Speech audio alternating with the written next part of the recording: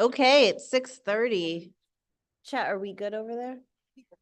Oh, let's wait for chat. Oh, one. Hi, nice. Yeah, one. Good.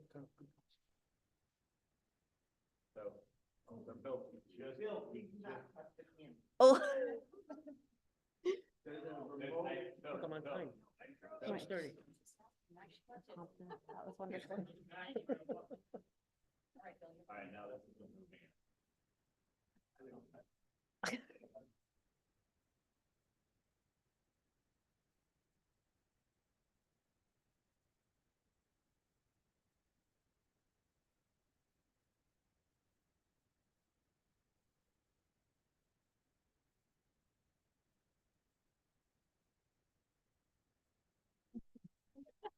Why I'm able to be in charge of it.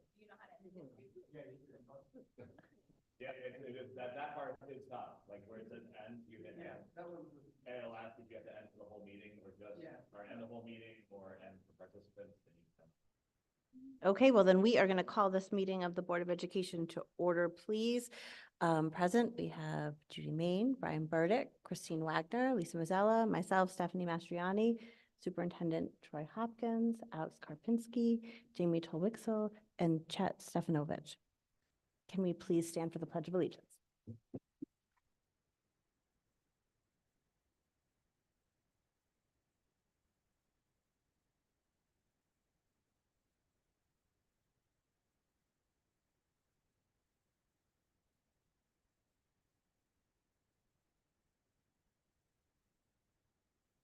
Any public comment from the audience? Hey, seeing none. Chet, do you have any public comment online? Excellent. So we can move right into number 5, which is reports, and we'll start with the superintendent's report. Yeah, good evening. I don't have much to report at this meeting, but I'll have much more to report at the second meeting of the month, and you'll get a written report from me in your packet for that meeting as well. But things happen quickly in a district with weather and associated issues. So I just let you know that we've had a couple weather calls recently. Even today was something we had to pay attention to, and we had both Greg Pont and Randy Rumwell on site very early, making sure that we had power and internet and water was cleaned up, and because we did have a leak along the expansion joint of Wheeler once again. And we believe we've found the source of how we can fix it or how to fix it. And we do have a quote for that, which we're going to have them come and basically seal the masonry above that expansion joint. We believe it's getting saturated and leaking in. And it's not a huge expense of a repair, which if it works, that'd be great. We also, though, had so significant leaking there this morning, but we also had significant leaking in the elementary school today in a stairwell. So that stairwell actually be closed tomorrow. We'll have to use other means to get around. These are things that just kind of happen when you get a lot of water. So we have to look at how that's going to be repaired as well. So we do have these issues. Another issue recently at the elementary school was the HVAC controller gave out. Basically, I don't know all the details of this yet, but it looks like it needs to be replaced, and it's $13,000 to do that. We did file an insurance claim today, and we believe insurance will cover it, but time will tell. But we're going to have to replace that sooner than later and hopefully get reimbursement from insurance. So I just wanted to update you on those few things that just happened like recently or even today with the leaks. That's it. That's all I have for my report, really. Unless you have Questions for Troy? I'm just curious, which stairwell is it? I'm not sure, Okay. actually. I just learned of this.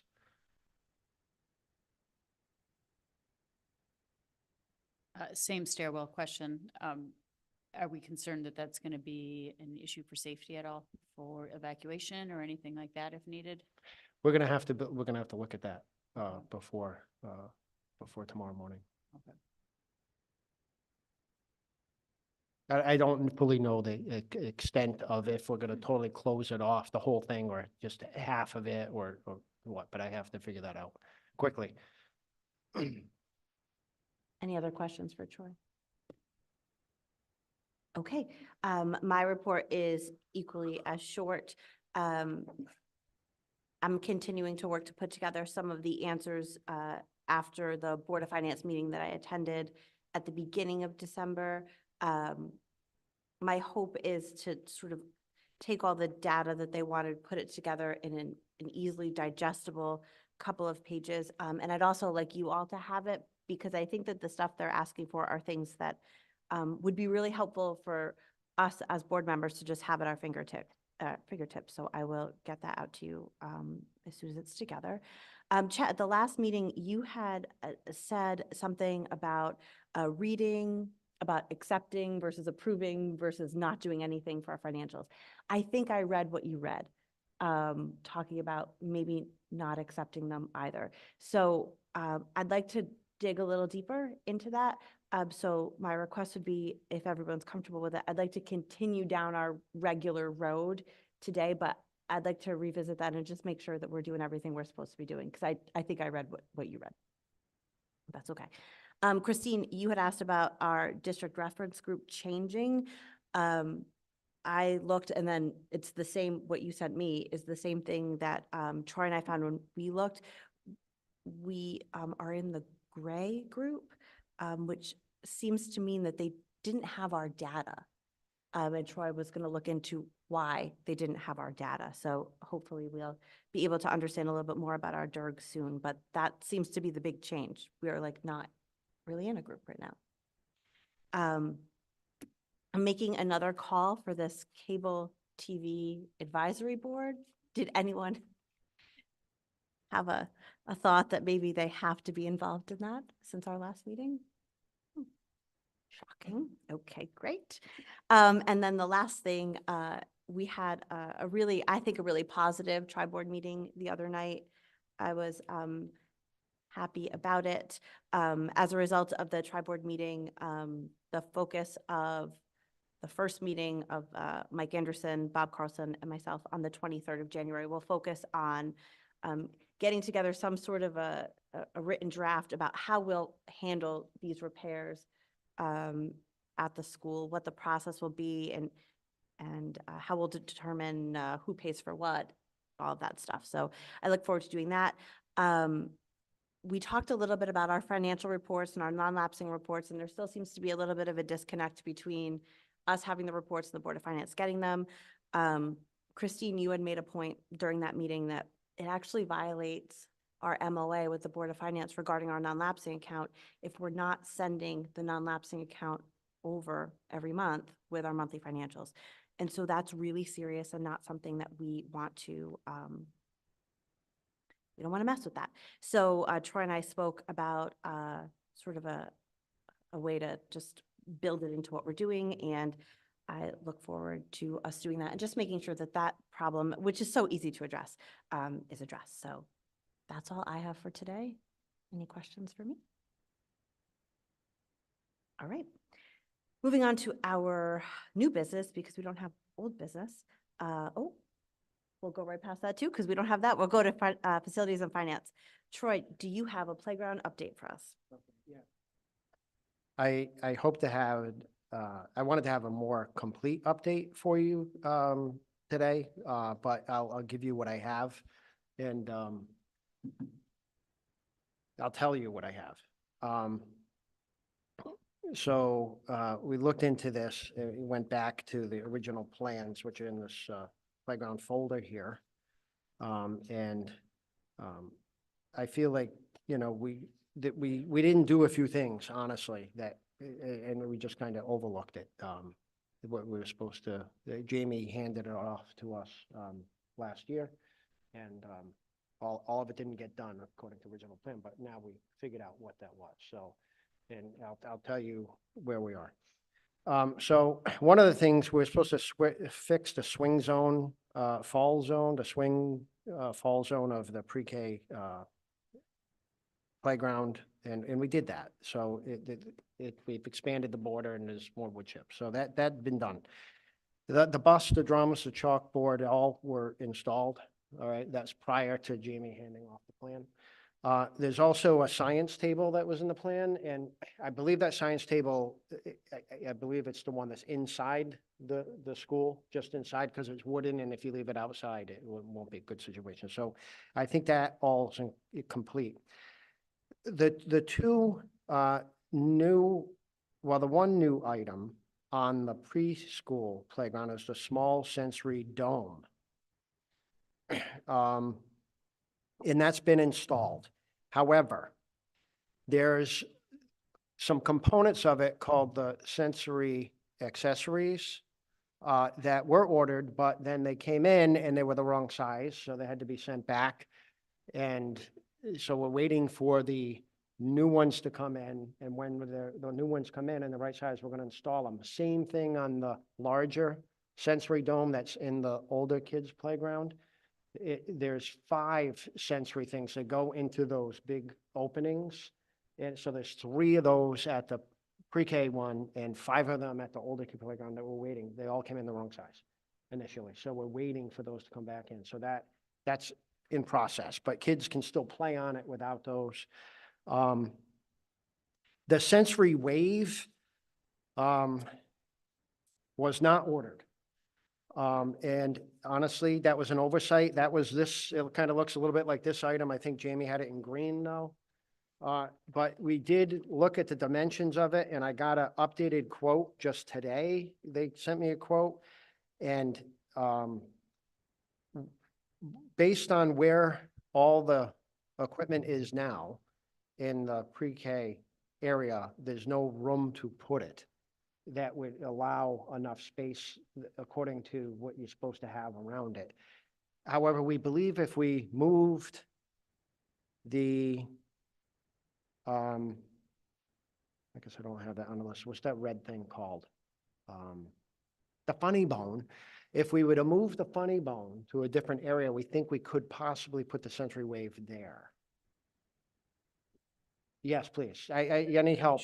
Yeah, I appreciate it. Yeah, I think the idea was the original plan was to move the border where the swing was out far enough to put the sensory wave there. But I think it's okay because the priority was certainly to make sure that that fall zone was okay right away. Right. But the initial plan was to kind of bump that whole area Further out. further. Further out than it is now. Yeah. Oh, okay. But however you can configure it, as long as everything is within that fall zone, and I think we really did want to get rid of that bus, but the bus is there, so we'll keep it. But I think, what's that? Yeah, A new We bus. didn't actually want the bus. it's okay. The bus is here. We should just move some things around. So if you have a place where you think you can put the funny bones, that's totally fine. But the original plan was just to kind of open up that swing area. Yeah, yeah. And I had asked, I talked to Randy about expanding the other part of the pre-K area, but it goes into the hill. So it'd be very difficult, because that could have been an area where the sensory wave would go. Yeah. But I think there might be an area of moving the funny bone, because that doesn't need as much space around it. Yeah. And maybe then we could get this. So I do have an updated quote for it. We could do that. I'm also looking into the buckabout. I know there was an issue about the height of the buckabout. And we want to, Randy's looking on finding what are actually the recommendations for installing it and the height and all that. And I have this here, but here it doesn't really tell you, you know, what the exact height should be. So we are looking at that and we're trying to figure out who installed it. We haven't uncovered all that yet. Okay, but that's in process. We do know that there are kids that do play on it. I know Bill was tempted to sit on it the other day when we were taking a tour of the playground, but the seat was a little wet. So I said, Bill, no, we're not going to play now. So there's another thing, one other piece here, where we decided we didn't want the shades, right? So that was initial into play, but that's it. There's the bouncing balance beam. Okay, that was in the plan, and that was when you talked about, oh, there's an alternative to the surfboard. That's what you're talking about, right? So we had not ordered it, but we just ordered it. Okay? We just ordered it. It's $2,991. We have to pay for the installation somehow, and we have a place to put it. This is for the older kids' playground. The Yeah, bouncy balance It's beam. going right next to the agility pods, right? Like kind of to create that barrier, right? You're talking about the pods that they walk on? Yeah, and so Ye- the idea was Where to, the slides come out. yeah, where the slides and the bank of swings do this. Yeah, It's supposed to go kind of okay.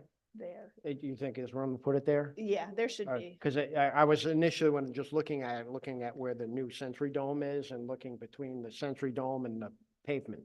It looks like there's plenty of space there, but you want it the other spot. Yeah, I'll look at the other spot. I'll talk to Randy about it. It hasn't come in yet. okay, yeah. So, and if there's space to put it there, we can put it there. The intention was, that Okay. was why we were getting it, Okay. was to help break that up. Okay. And it's an S shape, right? Yeah. Yeah, I And think and so. you can have like 4 kids standing, Yeah. bouncing on it. Do they still have any of the grant for inclusive pieces?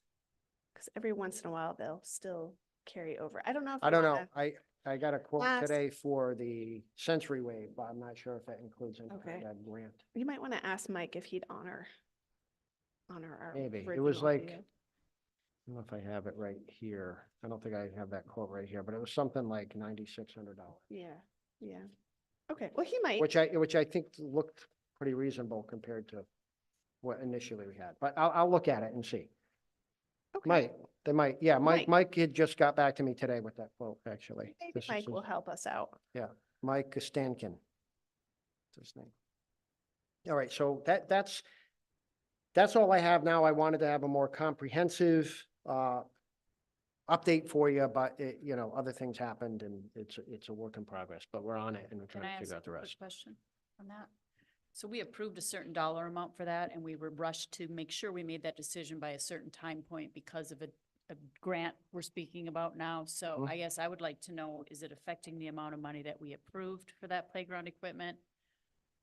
Because we had to act quickly to get that savings. Right, when we did for the items that we ordered, the small and larger sensory domes and the accessory sensory package for each one, we did get that discount on those items. Right, but I'm But just, the I'm other looking items- at what we approved Yeah. versus where think- we are now, maybe. Do we need to Right. revisit that number? Are we now over what the board was comfortable with spending on that equipment? I Where don't are we believe at? so. I think even if we ordered the Sensory Wave and installed it, would be under the 70,000 that you initially approved. So on the most recent non-lapsing account, it's included in your agenda tonight. It does say here, cost left to spend, $20,855.77.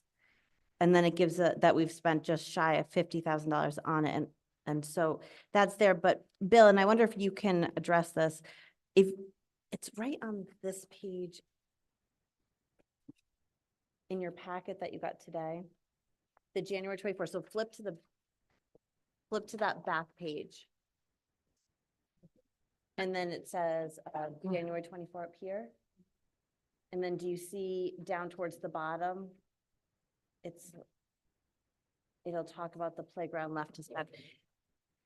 Bill, right above, it says American Parks Company Strata Bouncing Balance Beam ordered. And then on one line, it says $29.91. And then further down, it says American Parks Company Strata Balance Beam ordered. But then it says $39.91. And I'm thinking Oh. that those are both included in that total. So I'm wondering, I guess first, how much did the Strata Balance Beam cost? So that must be just an error in putting it on. I think what happened was we initially put it on, but then we wanted to include money for installation. So the $39.91 is the only number that should be on there. So Bill, correct me if I'm wrong, but I think we should strike out that first one,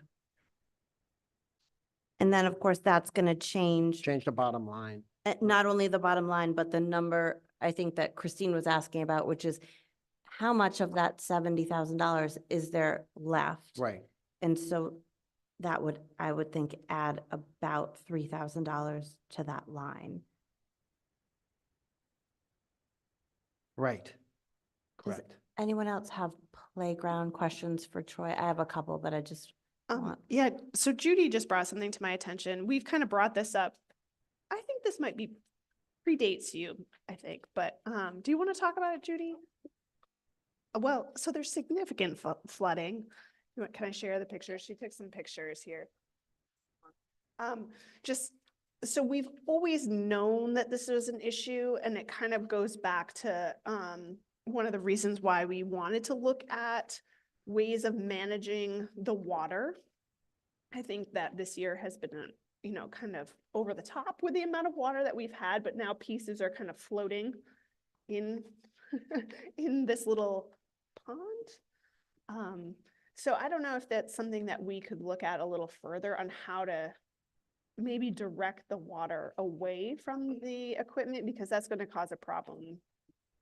And certainly we don't want, it's so close to the preschool playground, and we do not need preschoolers going for a swim during that time. Do you want to add anything else? It just also looks like the barrier, that black barrier going around is kind of washing away from the preschool area. Like some of the parts are kind of uplifted and Oh, moved. wow. Well, and I know this was brought up back when we were talking about field studies. It was brought up when we were originally talking about playground stuff, because I know that the kids are often not allowed to play anywhere off the blacktop or the wood chips at the moment because it was all mud. And Mhm. I know I was told previously that, oh, they put in plugs, they replanted grass, it's going to be better. We're doing this, we're doing that. It's no better. It's, I mean, it is a giant, like even in the space that's not currently submerged over there, it's all mud. So I know it had gone into the field study when we had done it. But it was a little confusing as to what exactly was going on because they were calling it the middle school fields. And then I couldn't tell, I know for myself when I was reading through the report, exactly which pieces were referring to what. But I know we had brought it up as a thing that we wanted addressed with the field study was, is there something we could do over there to improve? Because, I don't know, personally, I would rather have our kids playing on the grass and having the opportunity to be able to use the kickball field over there to be able to play soccer on the central area, and it's not functional. And this is just an extreme example of something that's been kind of ongoing, so.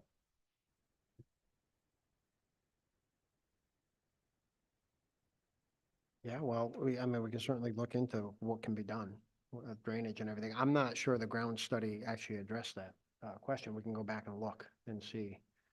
But it said middle. It had a separate piece in it that said, and if you looked from the aerial view, it looked like what they were calling the middle school Yeah. fields was actually the playground grass area. I believe that's true.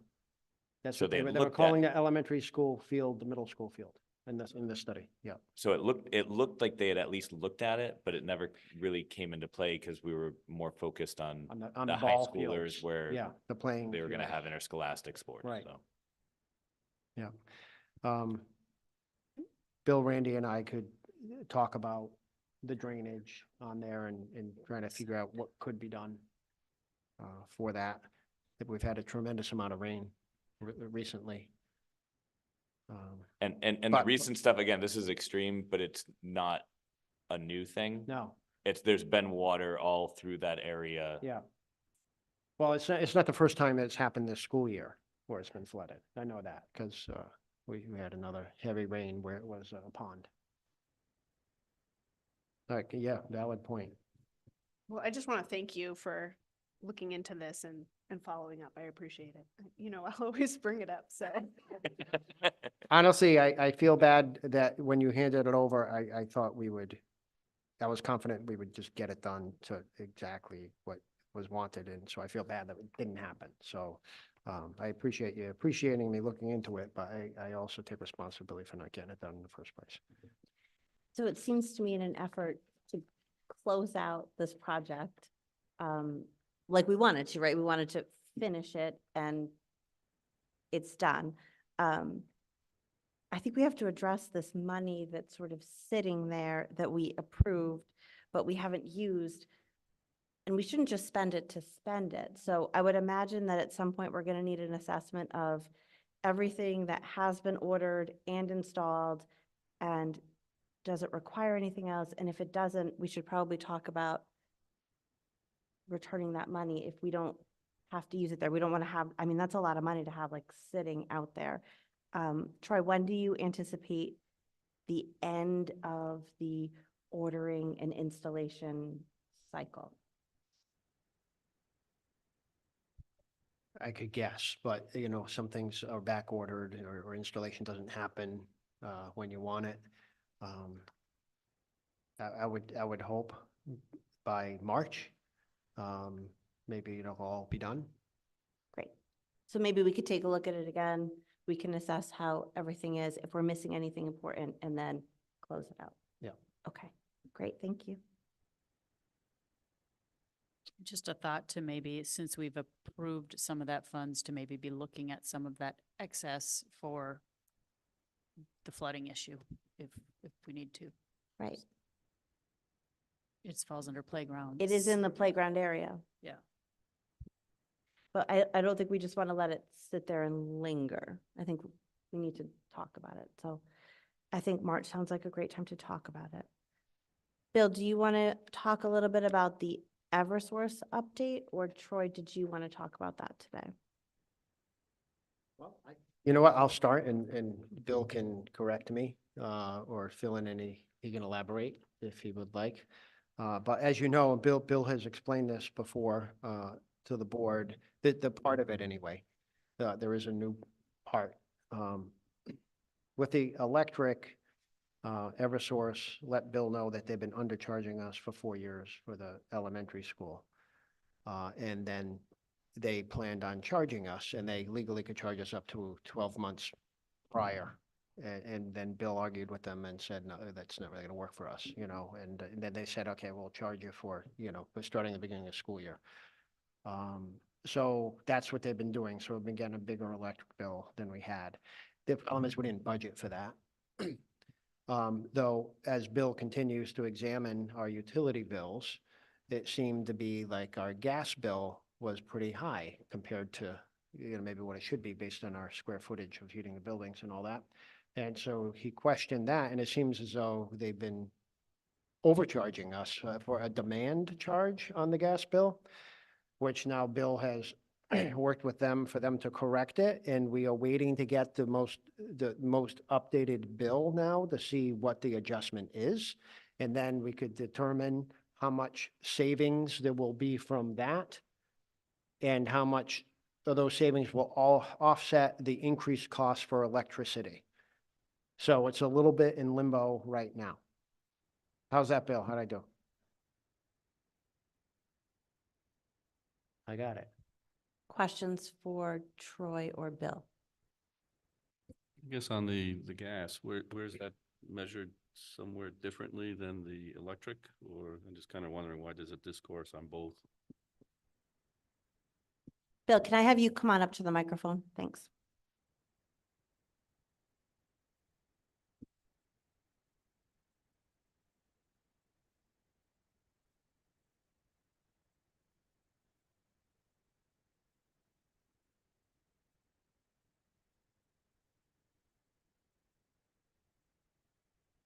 Oh,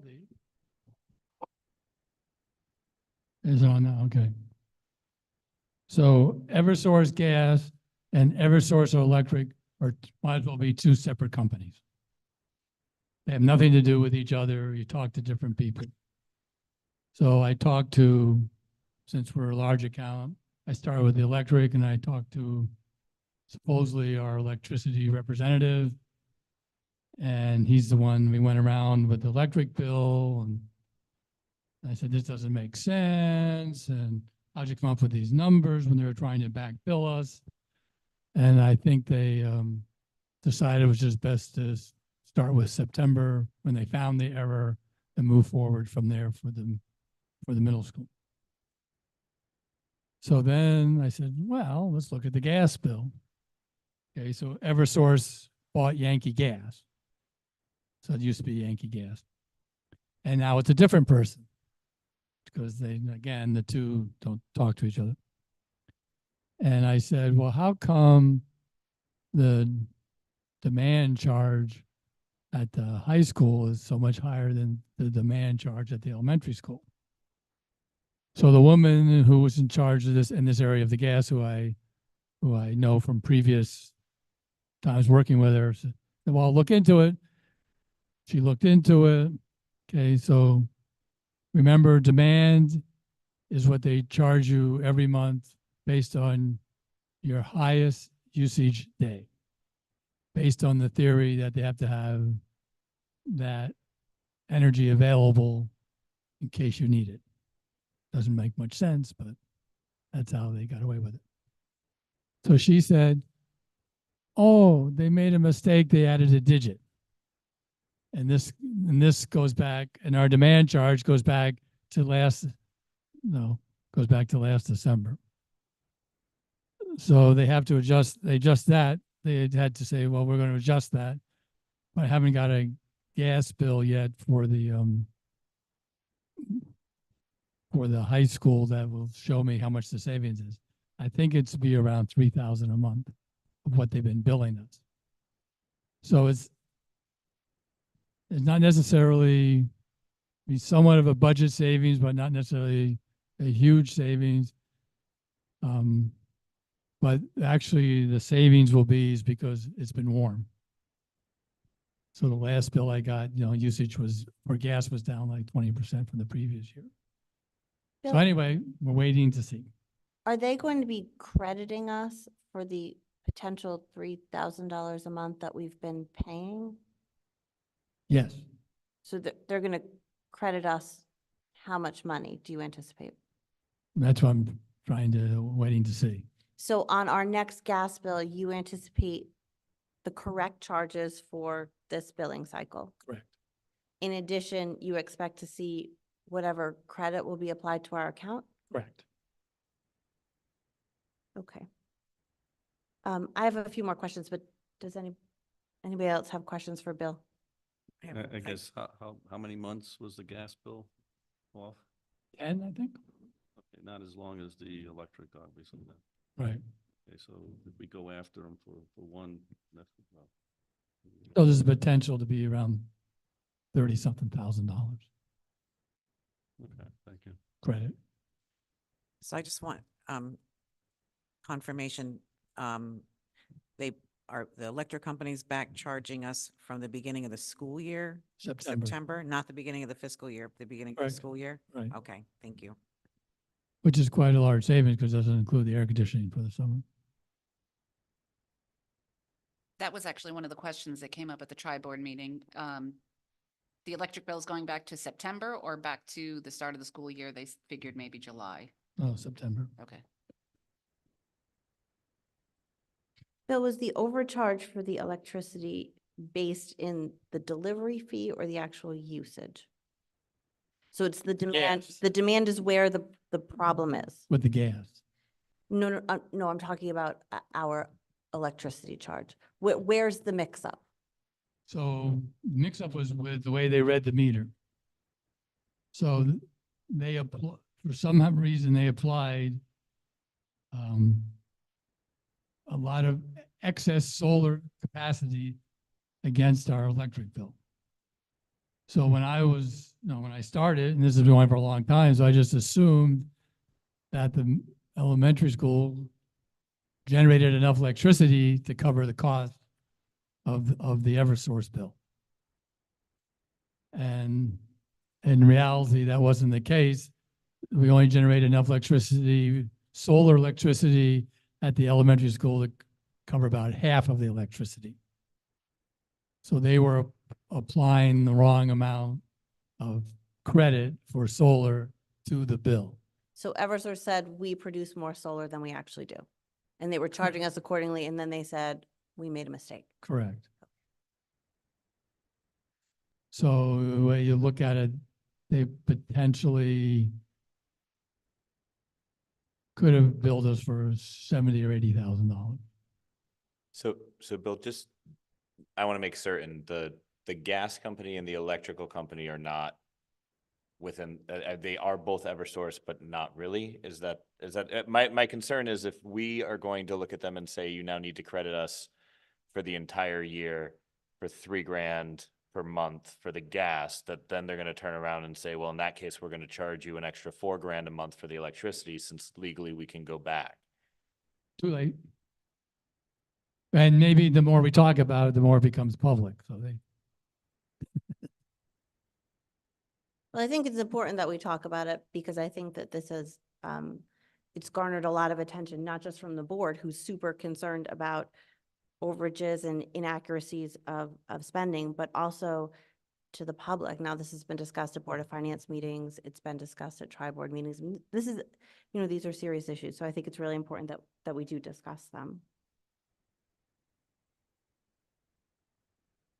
Well, from what I remember, we had conversations on this 3 years ago where we thought we were getting overcharged. The solar panels weren't contributing as much as we thought they should at the time.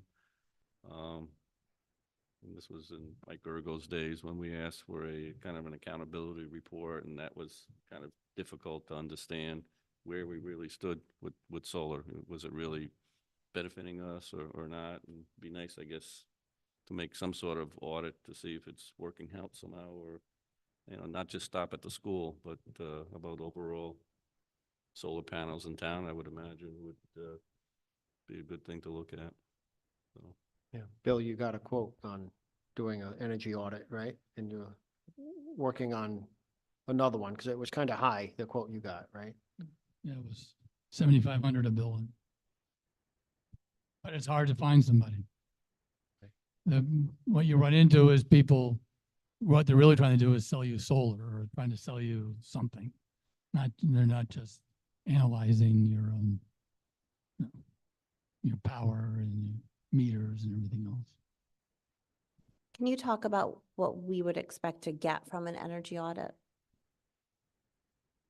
Well, it would answer the question that Alice just asked. How do you know we're being billed correctly? How do we know the meters are accurate? How do we know that the solar power is actually hooked up and we're getting the right credit and it's being used properly? And, and then plus they would do, other things too to help make you more energy efficient too. That's it's more part of that. So when someone asks the question, so I'll sit here and say, well, from what I can see, the solar power covers half the energy for the high school and the elementary school, basically. But that means the high school is using 70,000 watts a month. Is that, for a building that size, is that accurate or not? We need someone to sort of Yeah, we tell were, us that. we were going to look at past usage, I believe, needs to kind of make some comparisons, right? Yeah, so I did look back and we did use, 50, 60,000 watts. But the problem now is with the new building, you have air handling units we didn't have before. You have air conditioning, which you didn't have before. We have radiant heat in some of the places in the school we didn't have before. And no, we have, every room has a smart board, a computer, every kid has a computer. So it takes, someone who knows what they're, has data to compare. That's what we need. So when we commission this analysis, this is going to be, again, through the whole town or just the Board of Ed portion of it? Because I'm thinking, why not share the expense with the Board of Selectmen rather than bear the whole cost, right? So Well, they said they quoted $7,500 a building. And I did briefly suggest at the tri-board meeting that if our billing was inaccurate, does it follow that everyone might want to check for accuracy? We have a lot of town buildings that are solar on more than just our school. no doubt. And certainly if we decide to go down this road of a energy audit like this, I think it's reasonable. People should be concerned. I mean, this is it's pretty significant. So then we would ask the Board of Selectmen for help on offsetting some of the costs, and I would imagine, right? Well, Okay. if it's per building, Well, and we add in the town buildings, then they would just add in if they wanted to join in, right? You said it's per building that it's, That's what I have at the moment, yeah. Okay, so maybe we want to kind of expand that a little bit, maybe it makes sense. If we want to do, The town wants So- to. And that would be up to the town, I think. right, but let's at least have the conversation. If they say no, then we do our thing for the school, but if it makes sense to have somebody that kind of does the whole thing, then, Well, we can get more information and we'll pass it on to Bob. yeah, I think that we should do that. I mean, personally. I guess I'm a little bit, wouldn't the solar company that's providing us the solar and that, aren't we paying rent to them or whatever it is, wouldn't they have to be accountable for telling us if it's being used correctly? And if we're, I mean, why do we have to do this check in on them to see if it's being used correctly? And the same with Eversource. Why do we have to check to see if they're charging us correctly? I mean, isn't there an accountability factor with the companies that were, I mean, I don't know. I don't do an audit at my business. I don't do an audit at my home to see if Eversource is charging me correctly. I guess I'm kind of confused as to where the accountability lies. Why do we have to pay $15,000 to make sure they're accountable? I tend to agree with you. Bill, are there other options? What happens in other places? I think part of the energy audit could be that they're providing recommendations for how we could save energy and looking around that, yeah, right. But I think here, we're most concerned, while that's great, I think that that's a very separate issue. I think that driving this audit is, we have found with 2 of our utilities that there is a significant problem in inaccuracies with the way we're being billed. Separate that out from, you could use some weather stripping around your window or change out to LED bulbs or something. It sounds like, are they not responsible for their equipment? Well, they've made errors and we found them. They didn't find them. I have to agree with Steph. An efficiency audit doesn't seem wise to me at this point. We have brand new buildings. So what more efficiency are we looking for? I'm more concerned about who's accountable for the fact that our bills are wrong. And we have a contract with solar. They should be accountable. Eversource should be accountable. It shouldn't cost us anything for accountability. And maybe it's too black and white to me, but I feel like I'm missing something here. So Bob Carlson interfaces with like Eversource people because our contract, obviously, like the town gets energy. I wonder if it's worth a conversation with Bob to speak to his Eversource contacts about what can be done here in terms of moving forward. It does sort of sound strange to say it's our responsibility to ensure that they are doing the right thing and have accurate equipment. Would anybody be opposed to that conversation with Bob? Yeah, agreed. Are there state things that come into play on this? Because I mean, like, for my car insurance, right, if they mischarge me, that's run through the state, right? I mean, they have an accountability board. And I thought electricity was even more regulated than just about anything else within our state, so. Well, does Eversource own the whole thing, or is it just the billing? Or like, I don't know enough of it to really. Well, I know, I feel like we're all of a sudden having to become experts on kilowatt hours and demand and supply. And I feel like, again, the experts should be accountable Yes, on this. we shouldn't have to pay a $15,000 fine, which in essence it would be for them screwing up. And It Bill doesn't make shouldn't any have to be sense. sitting here questioning them every Right. month on, are you charging us right this month? Is it this the right? I don't Right, know, Bill's just Yeah, we have to go yeah, round and right round. off with it. They're not going to automatically look at the bills and see whether they're right or not. They're not going to look and see if they're charging us even the correct rate. You sort of have to ask the question. It's like Eversource doesn't tell you, you can buy electricity from somebody else and it's cheaper. They don't tell you that. And there are lots of companies out there that will audit your utility bills and say whether you're being charged correctly or not, or you're having the right rate. And But those Things companies like- don't charge you anything. Like if I went to Titan Energy, they would just do my demand for me and they would do whatever it's called. I wouldn't necessarily always be with Eversource, but I don't pay Titan Energy extra money to do that for me. They just do that as part of their service to get me with a new company every time I sign a contract. I mean, maybe that's the direction we should be going, is walking away from Eversource and finding one of these third-party companies to do it for us. Well, I am talking to companies that, sell electricity and sell gas, because both are deregulated in Connecticut. But this is sometimes an issue of just, about the meter and everything else. I also wonder, because we are a school, and we're in a municipality, if Greg Howard or Heather Summers can help us understand a little bit what's going on and maybe advocate for us that it's not appropriate, like Lisa said, for us to be paying almost a fine to ensure that someone else is charging us the correct amount. And then how long are we comfortable that their numbers are correct? So say we pay for an energy audit next month. How long are we comfortable? A year, 2 years, 3 years? And Christine's right, Bill, you shouldn't have to scrutinize every bill for their accuracy. That seems inappropriate, although I'm so glad that you did for the gas. I don't think that should be something that you have to police.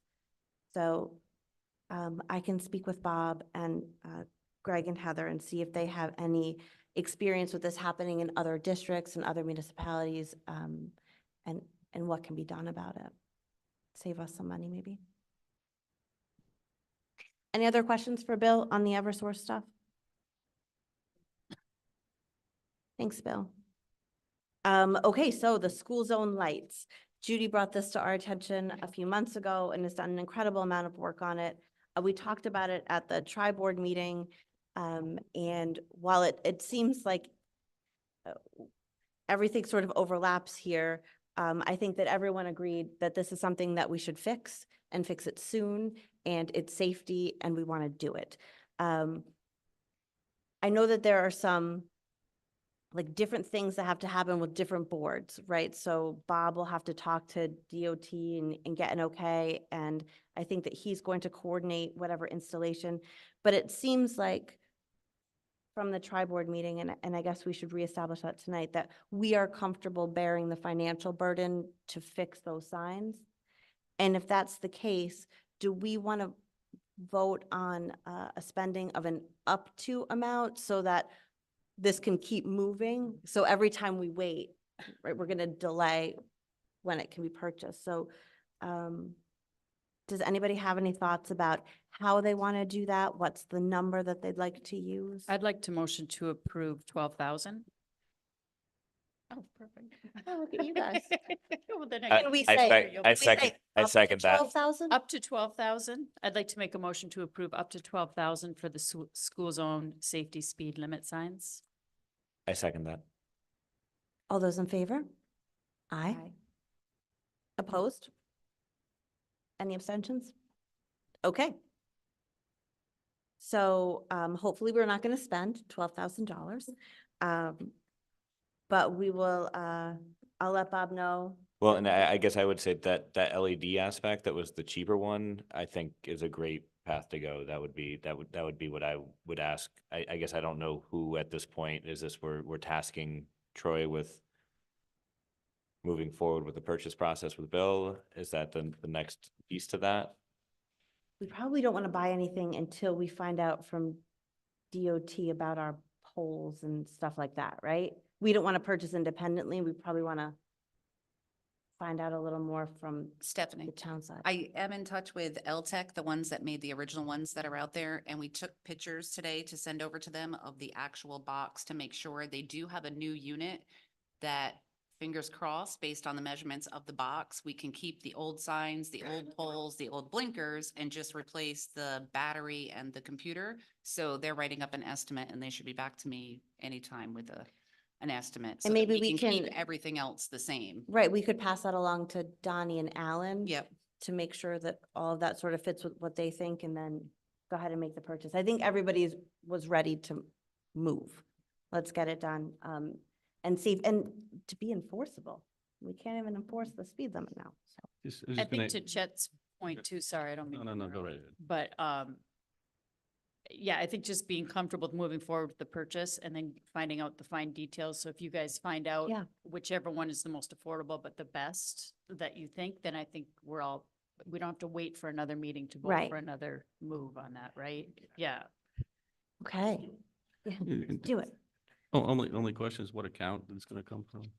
It would be coming from our non-lapsing account. Okay, I just wanted to make sure we had that on record. Okay, so hopefully we'll have a new light soon. Troy and Bill met with Ian earlier this week to talk about some of the irrigation stuff. Do you Yeah, wanna- Bill, I'll start. You can chime in. Bill and I had a good meeting with Ian Lacy from Tom Irwin Associates, who had come here and spoke to the board at one point around about the ground study. They put a RFP together for us, and he was reviewing it with us, the introductory pages, the introductory 13 pages, I believe, that Bill and I have to just take a look at and to make sure that some of the language is correct regarding, what we call what here before it goes out to bid. But there was a lot of work that they did on it, and we now understand why it took so long. Bill, you want to add anything on that? So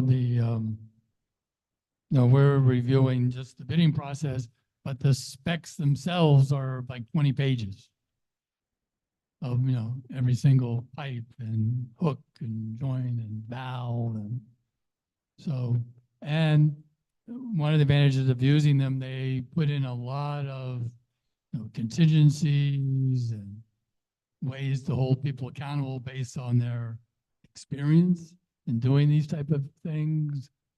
And so there's lots of clauses in there that protect us, and they also commit them to not just when the project's done, they actually have to come back and drain it and reset it up again. So in case, issues arise, usually arise when, you drain it in the fall and then you repressurize it in the spring, and the same person has to do. So there's a lot of things that you think about, that's pretty smart to keep the installer engaged and keep them in contact. So, and again, this is being paid from a lot is being paid from the steep grant.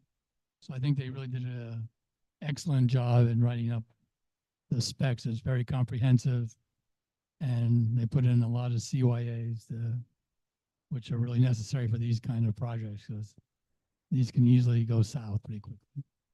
They even have people have to put up a bond, a bid, and so, and they made it in such that the detail and the bond and all the insurance stuff, no fly-by-night company will meet the requirements of the bid. So, so I think we'll be in good shape.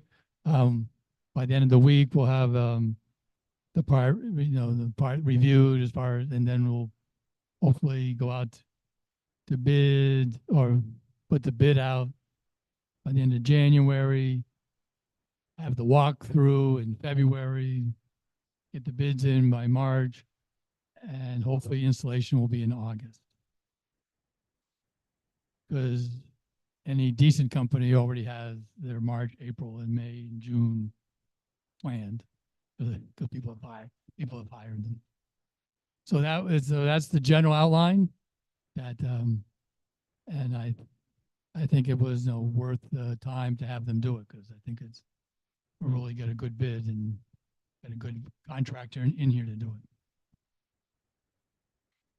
Bill, I think we paid them to write this RFP, is that correct? That is correct. And it was coming out of non-lapsing?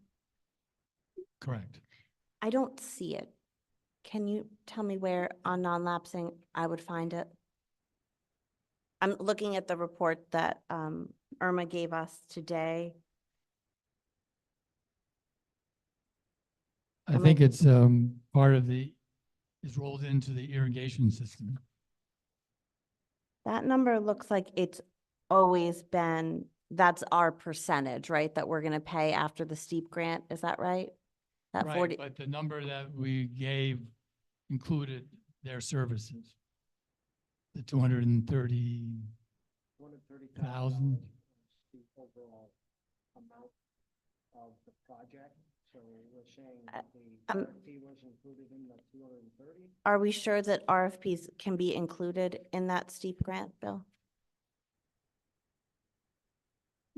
no, it's not part, it's not, it's just but but it's part of the non-lapsing.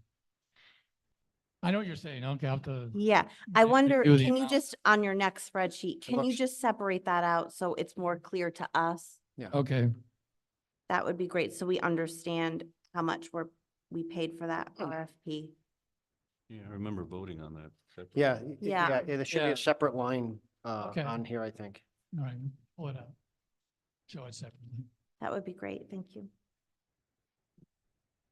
So at our January 24th meeting, do you anticipate that we'll be talking about irrigation because we'll have an RFP and we'll be ready to open the process? Yeah, we ideally would be putting it out for bid at the end of this month. So right after that next meeting, I So we think we can- could probably do that. Yeah, we can add it to the agenda for the Yeah. next meeting, just so we Yeah. touch base about it. Everybody's feeling good about it. Okay. Any questions for Bill on the irrigation update? Okay, so we, Bill, you might as well stay up there. You're up next as well. We have to accept our November finance report, tonight.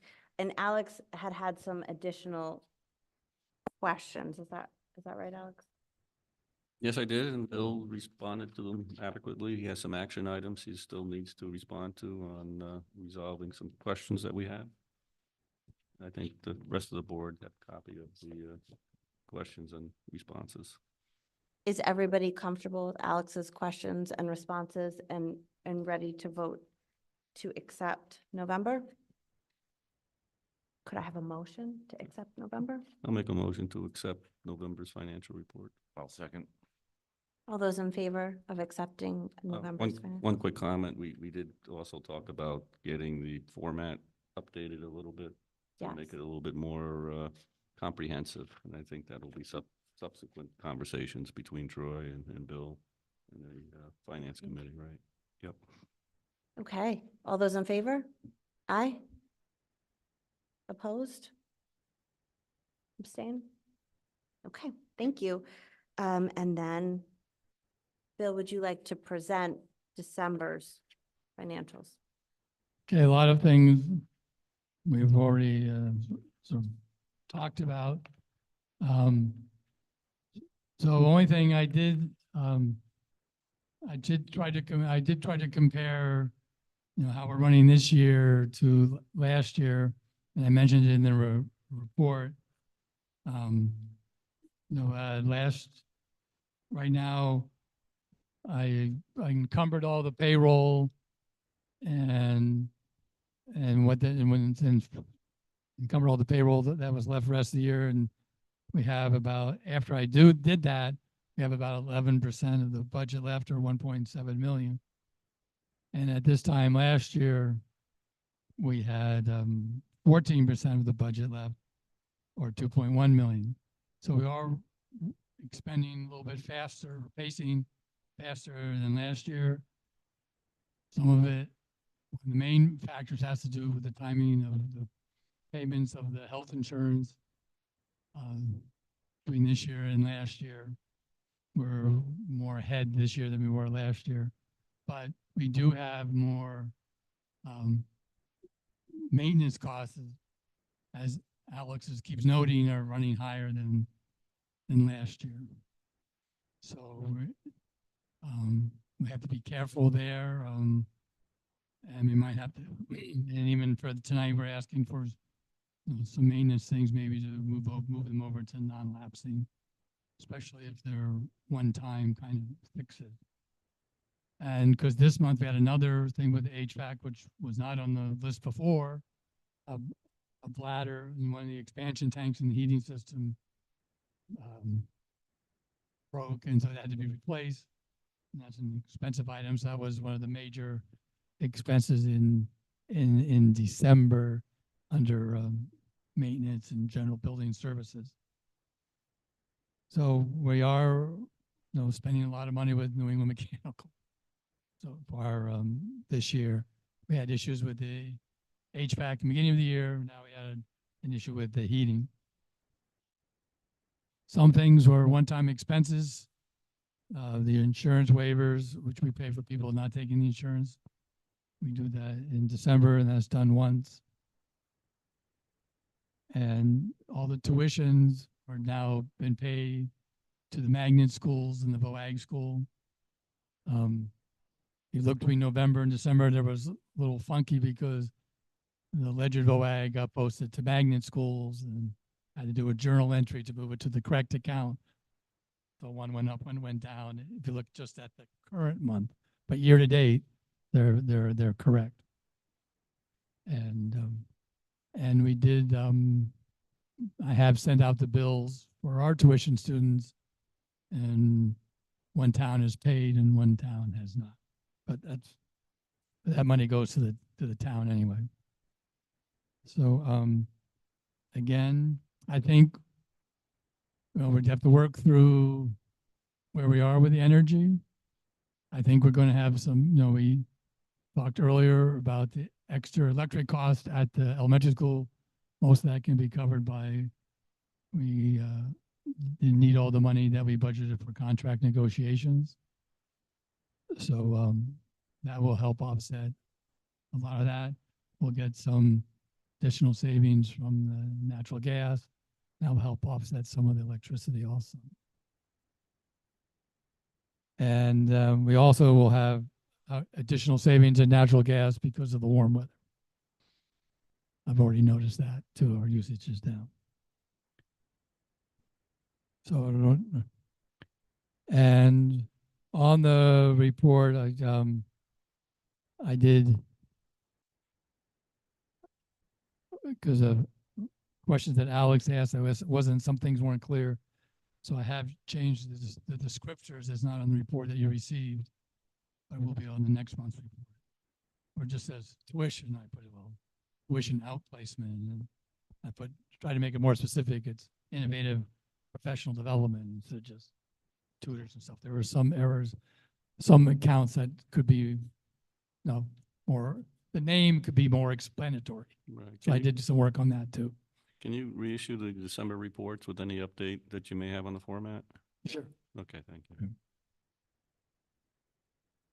Other questions for Bill on his monthly report? I just have a quick one. We had talked about kind of labeling the special education tuition more specifically. So is that what the 560 line item is special Yeah. education? I tuition? did change that name. You did, okay. That's one of the things that Alex mentioned. I said, yeah, I made it clearer. Okay. I call it tuition outplacement. It's more PC. Let's see. It doesn't, but it Yeah. will. It will. okay. That was one of the things that Alex mentioned. So I said, oh, well, I'll just change the name. And so, Perfect, thank you. so anything else like that, you say, no, some of these, I can change the names of the objects or the accounts. So feel free to say, oh, what's that, huh? How come there's three of the same? So I can, update that. That's actually easy. Okay, okay, good. And So then anything like that is, I can easily just fix. changing the label, basically. Yeah, changing the label, right. I guess my other question, probably not for you so much, Bill, but for the board and maybe to Alex too. I don't recall in our old buildings having this much trouble with an HVAC as we are having in our brand new HVAC. And I'm concerned we're 2.5 to 3 years in and we are fixing HVAC like crazy. What's it going to look like 5 years, 6 years from now? I'm just really concerned about this whole HVAC thing, and we seem to just keep throwing money at what seems to be a broken system. Yeah, this is something we talked about certainly even before Troy's time to kind of, and I think on the building project, those boilers are the same.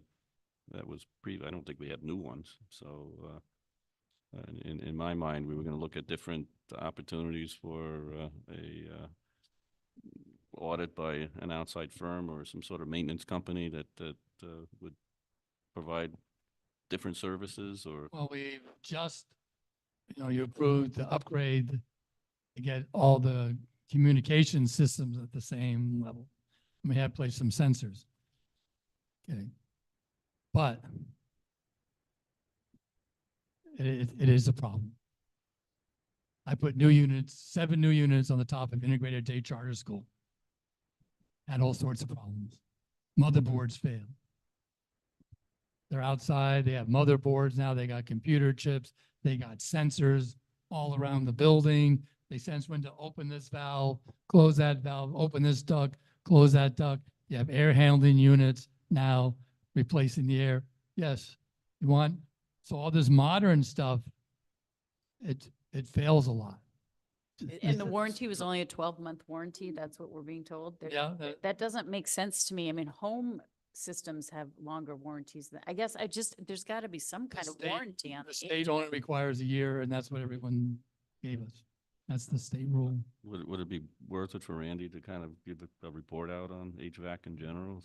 Or I don't know what the. Maybe suggest- maintenance in general, because and Bill says it right here, the maintenance expenses are more than they were last year. It seems like we're talking about maintenance a lot, especially for these new buildings. Well, on the bladder, is that a one-off? It Yeah. happens once every 10 years, so Yeah, is that a one-off, maintenance? So it's not necessarily It's one of maintenance. those expansion units like you have in your house, but it's a lot Right, bigger. right. So does that go along with the capital type discussions we had? on the Right, and then tri-boards? today, Troy, we had a significant HVAC issue, right, with the, Yeah, the controller, HVAC controller at the elementary school. Well, that is got fried by the fried. power outage. Okay.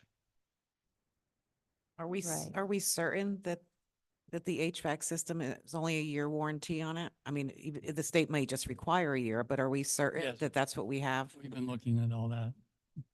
The only thing we found any extended time on was the roof.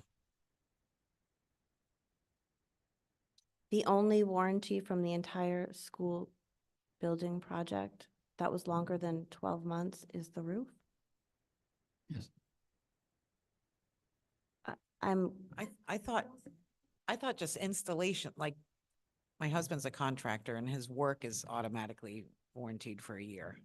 You know what I mean? I like Yeah. the installation of it, but the product, really, it's just a year. Okay. That just Well, blows that's my why we mind. haven't that's all. found anything different. We've been through a lot of And- books and a lot of warranties. Troy and Yeah. Randy spent a lot of time on And it. Randy has even more intimate knowledge of all of that. So we could have him come and give a little report sometime soon about the maintenance costs, because I think we probably are looking to maybe budget some more money for maintenance. Well, significantly. It's next year, concerning that we're using And our I think it would be non-taxable helpful to understand all of those needs if Randy explained it, because Randy lives it daily and he's troubleshooting it daily. And so he really sees the impact of it as well. And honestly, one of the major real dangerous parts about this is the expansion joint at Wheeler that leaks. It leaks in the media center and the teacher's room and the room in the middle between those, which is the server room, which has over like $200,000 worth of technology in it. And we're trying to prevent water from leaking on that expensive technology. And if it does, and it gets fried, then we're looking for, to replace all that at like $200,000. So it is important that we deal with these issues. And I think Randy can come and explain that, and maybe even Greg, because Greg is quite worried about us not getting these things repaired. Now, remember though, I said earlier, we do have a quote that we believe may fix that. And we believe it's a leaky masonry issue. It's not a roof issue. Okay, so, and we have a quote to provide a sealant on it and some caulking that hopefully will correct it. And again, that's not something Downs will take responsibility for or anything like that. The people that built that and put that concrete in, they've washed their hands of all that. actually having been in an old school where they've done additions to buildings and connected new structures to 150-year-old buildings, that type of a leak is kind of, I won't say normal, but it happens, and it was a new building that they attached to an old building, and it's that type of an expansion where it happens, and they just come back and they send you the bill for whatever it is that they have to fix, because they did it to whatever the spec was, and for whatever reason, it doesn't connect well, or it just doesn't take, and it is what it is.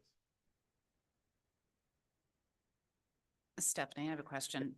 We had talked at the tri-board meeting about possibly adding the line budget to the selectmen so that for budgeting issues, whatever. Is this something, if we're gonna have Randy go through and check it out, should he have maybe Alan or Donnie kind of correlate with him so they're all on the same page? So if we do that line item, at least everybody knows moving forward.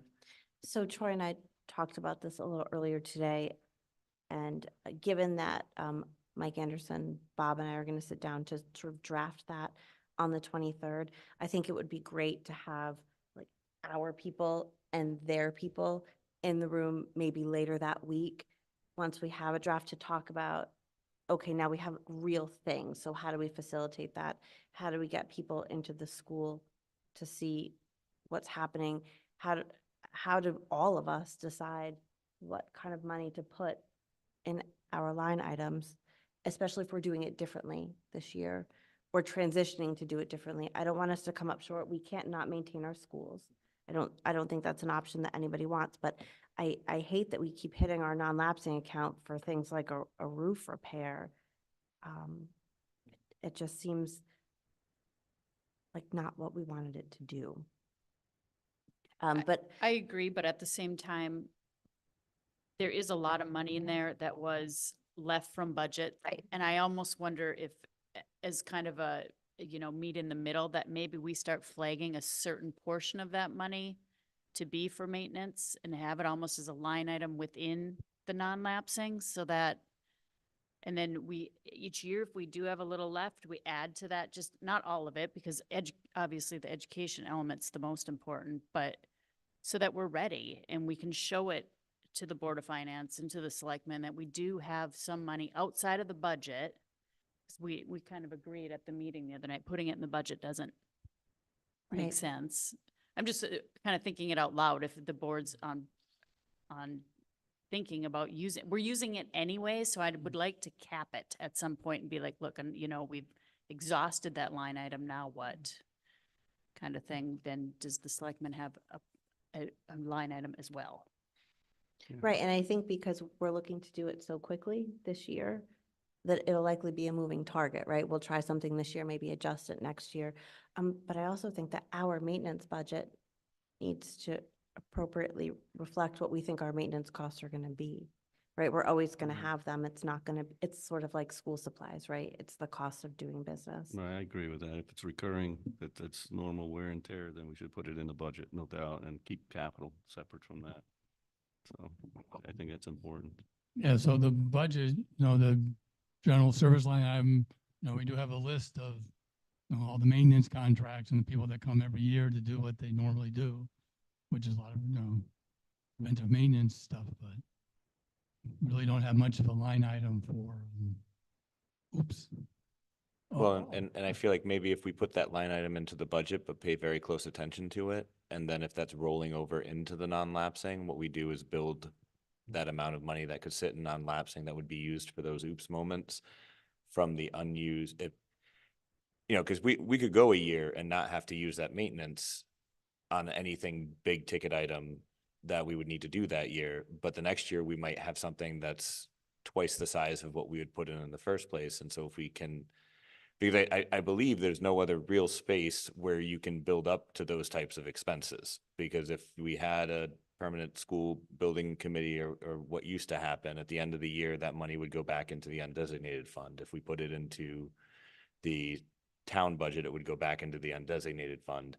If we can carve it out as a piece in our budget, but also carve it out within the non-lapsing as a separate piece that rolls over into a space that, hey, listen, we're holding on to this moving forward under the auspices that maybe we're going to have this really big thing that comes up, and now we've got this certain amount of money that's sitting here that's rolled over from this maintenance that we didn't use. And if we can keep that transparent, I feel like that's an intelligent thing to do, right? I mean, it's a fiscally responsible thing to consider that you're trying to build for those maintenance costs that are going to come, but.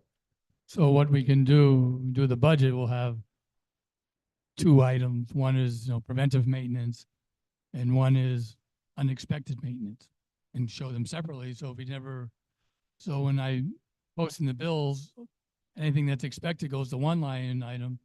And then if we never had anything unexpected, it would then roll into non-lapsing because we never used it. That's another way As a to, line item As a in the line item. non-lapsing. We can make line items within non-lapsing, Yeah. right? I mean, there's nothing wrong with doing that. That makes sense. Is the Yeah. 704, then the 50,000 that we budget there, that's for these kinds of things? Right. Okay. So that's, But some of that's the it's- number we need to increase. yeah, but some of it's mixed. So I Okay. need to do, when I do the budget, I need to do a better job of making sure that things that happen every year are in one category, and things that happen once are in another category. So and that is not that hard to do, so I can do that. But Christine, at the tri-board meeting the other night, you had a really great suggestion with regards to, I guess, some unexpected maintenance things, be a line item within the Board of Selectmen budget, because the unused portion goes back to the town. Whereas if we had it in our education budget, the unused portion would go to our non-lapsing account. And it seemed favorable amongst everyone was there that it would be on the Board of Selectmen. I and the don't Board think it of was Selectmen- favorable to Bob. Well, maybe to the taxpayer. I mean, Right. because it would come back to the town. you Right. know? I do Okay. think Well, maybe I didn't read everybody in the room. but yeah, no, I think but, you're right, for sure. Well, and I'm a I little- I was right on with Christine when she said that at that meeting. I Yeah. was like, oh, that makes a lot of sense. does make because a then lot it's of gonna- sense. But I think that if it goes into the non-lapsing in a designated spot for maintenance moving forward, then it would basically be that we would get to do the same thing without having to come and ask for an appropriation from the It town. would, but my only concern would be in a year where we're having other budgetary issues, if we have to go into that line item for something else, if we didn't do repairs, we'd basically have to agree that we can't touch that line item in the budget. And what if something happens unforeseen and then we need to touch it? That's where then I'm afraid the taxpayer is going to look at that and say, well, you were supposed to move that into your non-lapsing if you didn't use it and you actually used it in your operating. And that would just be my concern if we can't be super transparent with that line item. And I think the other piece is that we were trying to define a little bit more about what we, as a Board of Education, are responsible for, sort of like that landlord-tenant relationship we talked about. So we are responsible for the inside things and the wear and tear things, the painting, the stuff that we're using. But things like the roof, that's what the tenant, what the landlord might be responsible for, and that would technically be the town. So ultimately, the taxpayer is responsible for all of it. But Christine, I thought your idea of putting it in that budget to return it to the undesignated makes it so clean. But I like the idea of, for the repairs and the maintenance that we have to do, that might be a little bigger than we budgeted for, having that option. So maybe we're not returning hundreds of thousands of dollars into that, because you're right, there might be a time where we say like, we really need to dip into that, and that would be a really bad look for us. But I think maybe some sort of hybrid plan so that we really are planning. This seems unexpected and not nice. Yeah, we do have money budgeted, for these kind of things. I think we just need to be, I think what people are talking about, being more transparent of what that line item means. Yeah. There's money there. But if we have money budgeted for it, why do we also have a thing that we're looking for non-lapsing regarding the wall repair right now? Because we're running out in that. So line we've already item's run not out big of enough. that, so it's just the size of that that's causing us problems. So it's budgeted there, it's just not enough for what we've already run into Correct. halfway through the year this year. Correct. You know, and another, I think, you know, when we're talking about going to meet with the selectmen too, Steph, I mean, I know it's hard to ask them to make that a line item in their budget, even though I know it's all of our monies, it's all the same money. You know, maybe an approach is that, you know, maybe we flag some of that tuition money that's coming into the town for a building repairs, those kinds of things. You know, it might not feel like it's coming out of the selectmen's budget so much if it's coming maybe from money that's coming from the outside in instead of taxpayer dollar. I would be concerned, my concern with, I'm concerned about using the non-lapsing account for maintenance costs to have a line item within that. Because then I feel like down the road, so if we have this line item there and we need this maintenance, we're going to prioritize it against instruction and professional development and innovative instruction and all kinds of things that we want to see to make the educational experience a better experience for the students. And I just don't want to battle against maintenance, which we must do the maintenance, but we must do the maintenance. So no, we don't have room for this, which is to me the whole heart and soul of the non-lapsing account. So that would be my main concern. And I understand that concern. The opposite flip side of that is that right now we're using the money that we had set aside for the possibility of doing those things for that. If what we do in the future is take money and put it in the budget and only that money is going into this maintenance line item, then all we're doing is and it's only if we don't use that like, you know, this year, obviously we've already used our maintenance line, but if we make it bigger moving into our budget, it's only money that we've already earmarked for maintenance now that we're going to use for maintenance out of the non-lapsing. Whereas right now, I mean, the total number of times that we've come here for maintenance things out of non-lapsing and there it really feels like we're taking away where we could have used that money for other things, and that's I what it feel was like that's gonna, expected for. yeah, I hear you. It'll just be easier it won't be easier. It'll seem easy if we need this for maintenance or this unexpected thing we'll just take it from the non-lapsing and we'll take it from the non-lapsing. And then, you know, we're all not going to necessarily be here in 8-10 years, and that'll be the practice that we've set forth. And it could just turn into something different and make it harder to have those extra things to. And I like the idea a lot, Chet, thinking about it. But when I think on the other side, when we're going to talk to Board of Finance, we always want to be concerned that we don't want to look like we're padding a budget. And my concern would be that if we put more in there, even if it only happens in the first year, they're going to say, well, you padded that line item so that you could move that into your non-lapsing, even though I know that would never be our intent. And I like the idea of putting that line item in the non-lapsing if that's kind of the direction. Also agreeing with what Lisa's saying there, but we have to be really cautious not to put a number in there that we don't know is backed up by a solid need.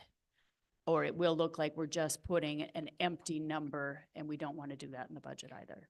So I'm going to propose that given we're going to take our first sort of effort at defining what this will look like between the Board of Education and the Board of Selectmen on the 23rd of January, that maybe, because I think this discussion will change depending on how we're moving forward with that. So let's table this discussion. Let me meet with Bob and Mike Anderson on the 23rd, and then I can talk about our discussion on the 24th, because I think this is going to be a budget question, and we're going to start talking about the budget. And so maybe I can bring a little more clarity, because I think we're trying to solve a problem that's not just ours to solve. Right. Well, and also, let me make clear, I was giving this as an option, right? Yeah. I think the preferred option is that we don't have to deal with it and the town deals with maintenance. Like, I like your that by option, Chet. far is the best option for all of us, right? But I also would agree that I don't think Bob looked thrilled about the idea of taking on this line item. And so to me, if there's another way to do it, I think we need to at least be looking at the different options. So Excellent. I was spitballing, and No, I think it's good, and I think that it's super good that we're willing to be flexible. So I'll keep you updated on that. Can we move to the non-lapsing account discussion? Even though we were sort of doing that. So let's just keep moving to it. Bill, I noticed on the sheet that you just gave us, or Irma just gave us today, you did add that extra section that we asked for, the capital and the other projects, because we didn't want those to like fall off and we didn't want to forget about them. But I noticed on there, so we haven't been, our non-lapsing account expenditures don't seem to be updated. So at our last meeting, we approved the keyboards and we approved the stage lights that are being shown here under capital and other projects. So we actually approved that to come out of our non-lapsing. And then down here, we have the CNC router for tech ed. I believe that you made that purchase with end of the year stuff, so that should come off of that list. And I don't actually know about the rest of the things in terms of your end of the year purchases. But I wonder if we could have this list updated so that when it goes to the Board of Finance with our November approved report, that this looks accurate and of course, accurate for us as well.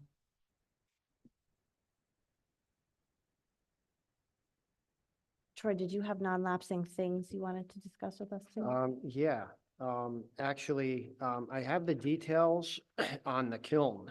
Remember that came up last time and we were like, hey, let's get the kiln. And I'm like, well, I'm not quite sure I would know what we want to get, but if it's attached to this document, the non-lapsing document, it's a quote from Sheffield Pottery. And you could see that quote for $4,471.25. But it seems to include free shipping, but in terms of installation, there might be some additional cost, or this is, optional add-on is $549. You can see this event system. I'm not sure we need that, but if we do, then the numbers can be a little higher, right? So Bill, I asked him to put it on here, and he did. He put it on the it's somewhere on the non-lapsing. There it is in bold. So the last section, the second page of the non-lapsing report, and it's kind of bold. On the special needs, you can see Sheffield Pottery, the kiln, and we put it in at 5,000, thinking that that would cover the cost. So like kind of up to. And you haven't approved it yet, right? So that line doesn't say yes. But we put it on there because we think that likely that you would approve that. Troy, I think one of our questions last time was, do they still want it? Yes, Because it was, is this still a priority? Yep. For them? yes, it is. Yes. Yep. Okay. So we answered that, and yes, it is. And that's why they got this updated quote. The quote is dated the 9th of January, actually. Troy, does this number require us to have 3 quotes? No, It's under the amount? Yeah. Okay, I was just looking really fast. I didn't have it off the top of my So, head. so Troy, do you still think 5,000 is the number that would be?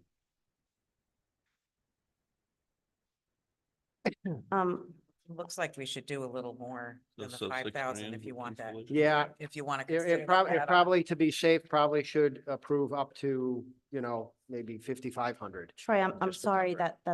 it's not accurate. Purchases not? between $4,000 and $19,999 must be based on the solicitation of at least 3 written quotes or bids. Oh. So okay. we are All right, sort of so over the I threshold guess here. I stand corrected. So it's three solicitations on bids. All right, well, I don't know who else sells these things, but I don't know either. and certainly- there is something that gives, it's a Oh, yeah. sole source. Yeah, I thought we had a sole source clause, right? So this may fall under that. And if it does, that's great, but I don't want to assume. that it Yeah, I does. mean, I think you could even ask the manufacturer just, or whoever's requesting it to, because I wouldn't want to say, is this a subpar kiln that we're gonna have to replace? So if the instructor feels that this is the kiln that they want, couldn't they help write the sole source to say this is the one, the industry leader and this is the cost? I believe that's. I would part- just want to be careful that we're not asking Ms. Smith to write something to make it faster and easier. If that is the case, if this is one of those situations, I'm totally fine with it. But I mean, we're gonna meet again in 2 weeks, so we could handle it then. I'm sure we could. Well, instead of getting the 3 quotes, I mean. No, I agree, but I don't want us to say in an effort to circumvent this process that we have Haley write that. Let's really make sure that that's the case. Okay. And we certainly could vote on that at the next meeting. I just don't want to do something that's blatantly against our policy that we have right here. So what was the sole source policy? So I'm just looking. Purchasing policy. Right, really quickly here at our purchasing regulations, that just talks about our regulation statement, and it says up to goods or services up to 3,999. We can make that without obtaining multiple quotes or bids. 4,000 to 19,999 must be based on the solicitation of at least 3 written quotes or bids.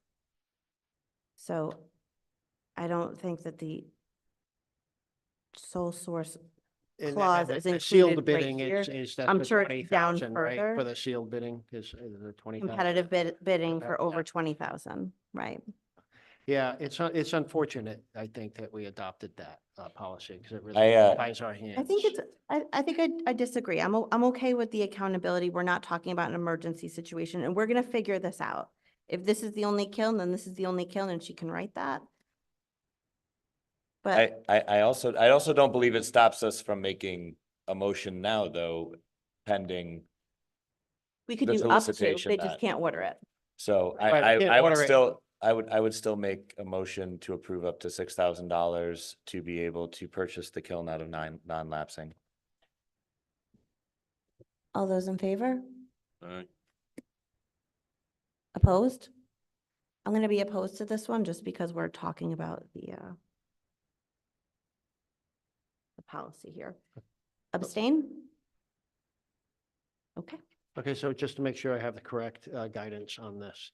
So if, when I look at this and I determine this is a sole source, then I can order it.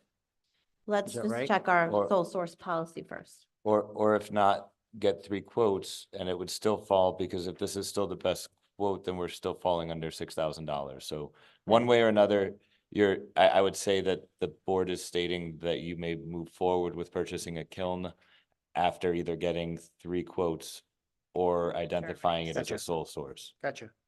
And Troy, we could check in more about it, so we can get, I think this is the first time we've had to do this, so we can get a better handle on it.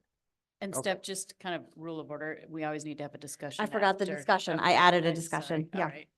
Troy, do you want to move on to your next question?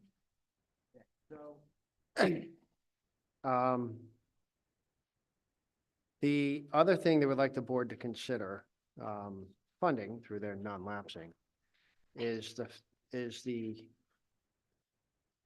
the reinforcement of elementary school classroom walls to hold the weight of interactive whiteboards, which are, too heavy, for the walls as constructed. So we did this with some last year. And we have to do some more this year, but it costs to have people come in and do this work. So it's $62.50 for this quote, and it's just, we don't think, this is not something that we had in the budget or that we have any flexibility right now, as you can tell from where we are in the budget, but we do need classrooms to have these functioning instructional tools up. So So the What? whiteboards sit until this is paid for. Bottom line. yeah. Okay. Right? Are we Are not they using in? smart Did boards we- in those rooms? What, they're in, we just didn't pay the bill yet. Is that all right? Okay. So we've already asked them, they've already done this. So, yeah, This work's already done? Right, so this is looking for ways to move some money out of the regular budget and looking for, invoices that are, large amounts. I want to, that a one-time. one, kind of fee. and one time expenses. So let's have a quick discussion about that process, because I don't think that was the spirit in which we wanted to use this account. And I'm concerned, what would you do if tonight we voted no? Just pay for it out of the regular budget and move on. And then somewhere along the line, depending on what happens, something else happens. Right, so I get fundamentally that that is where we're at. Does anybody else, I don't want to keep weighing in on this, does anybody else want to talk about this process? Does anybody else have concerns about that? I would agree that I'm less than thrilled about the idea of using offsets. I know that we did it during the budget process when we were figuring things out last year to make the overall budget lower to present to the Board of Finance. But I feel like I would be okay with this situation if we reached a point where we needed to do something and we're told, listen, we don't have the money to be able to do this, and therefore we need to use non-lapsing or not get it done. But I'm not sure that I like the idea of preemptively moving things. I know that it comes out in the wash. Like, there's a piece of me that looks at it and says, hey, listen, either we take it out of non-lapsing now, and perhaps if we have it left at the end of the year, it rolls back into non-lapsing. But I don't like the feel of it personally. Are we at a point where we think that our budget's going to be short $6,500 at the end of the year? No, I can't be that exact. It's totally fine. I mean, I can withdraw the request. I mean, I totally understand what y'all saying. I mean, I think just it feels curious a little how weird. tight we I are. think it feels a little weird as well. Okay. So now that you have Yeah, weighed in. I wouldn't necessarily have a problem with voting on paying this, but I feel like the work's already been done, the money's already been spent, and we're just, I don't know, it feels weird to me too. I'm sorry, it doesn't feel right. So there's, I withdraw the request if I can do that. Sure, you could do whatever you want. I don't want you to be No, it doesn't make. short or uncomfortable. I Well, think no, it's more of it's, a if we process. if we get in a tight spot, you will certainly know about it. And if there comes to be, I think a purchase that you need to make, that Bill's saying, hey, look, this is putting us in a weird place and this is a one-time purchase, then let's talk about it. I just, thank you for withdrawing your request. Anybody else have anything to talk about regarding that? Are we just still on non-lapsing in general or this? Still on non-lapsing. So I have a question that I just want to put forward, just because of the idea that it became very clear to me at the tri-board, even more so, that we're just not going to get a sports van through a capital I process. don't think we are. And I really love the idea for a variety of reasons, because I think that it can increase our accessibility to other programming, like in Westerly that we're doing, other things. If we can have that vehicle in play, 75,000 is a lot to be able to yank out of non-lapsing at this moment. But my question is for Bill, can we finance something in a way that it would work? I know interest rates are terrible at the moment, but I'm trying to figure out, I would just throw out to the board, is there a way that we can figure out to get this sports van in a way that is not waiting on the capital plan? Because I don't think that's going to Okay, happen. can we wait a year? Can you lease it? So this is how Board of Eds, we can't borrow money, so we lease things. We lease the copiers. We lease telephone systems. But if we lease out of lease- non-lapsing, we can't do the No, we have to repetitive lease it out of payments. operating. It's an operating lease. And so it's part of our, right.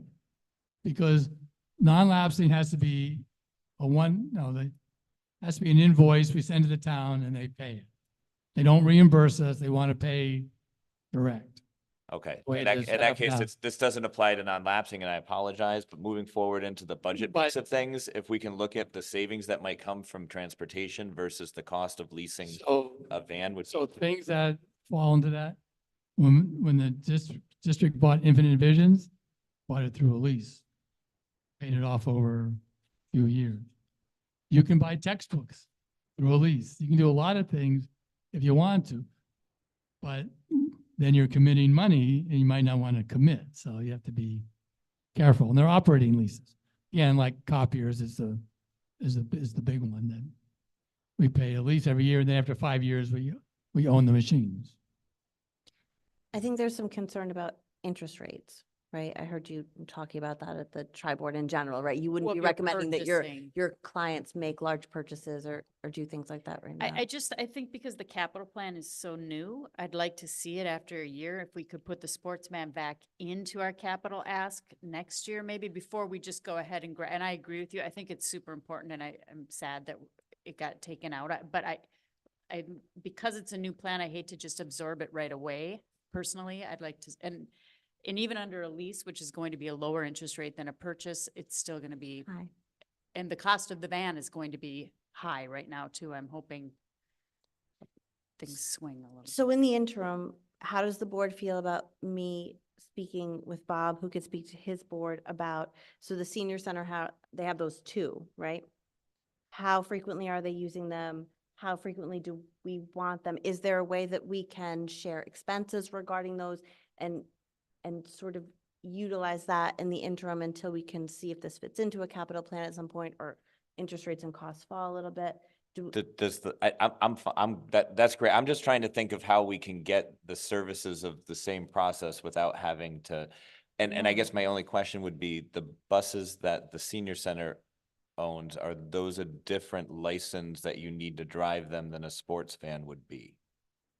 Because I think that in order to drive, like, I know Ellen got her Special her license. her license to be able to drive those ones, but like a sports van, you could have a coach drive, I believe, depending on the size of your team and what you had. But I don't know exactly how the licensing goes, but I'm guessing it's going to be different, and that would be my only concern. Again, it's still better, right, than what we have now, which is nothing. But it's limiting, right? The coach can't maybe drive it. So let me check and I will follow up with you guys on that. Brad, do you know about sports vans? You look like you're in deep thought about sports vans. I'm in deep thought about sports fans. But I mean, the license, it depends on the size. And Okay. I know that, I forget the actual term for the type of license. It's not like CDL, it's something else. That once you go over a certain number that you're gonna carry, you have to have. And it's, Different endorsement. yeah, it's a different endorsement. And really all it is you go to the DMV with a physical and they stamp it on your license and you're good to go. It's nothing, it's nothing like another test or anything like that. But I think that if you're talking about something that looks more like a bus than an actual van, then I think you might actually have to have a different endorsement altogether. It's not even it's a different type of license. So you might have to have a specialized license to drive something that's over 15. And I'm making that number up. I don't know it off the top of my head, but it's not like, a number like that. Yeah. Pretty close around there. it's somewhere around there.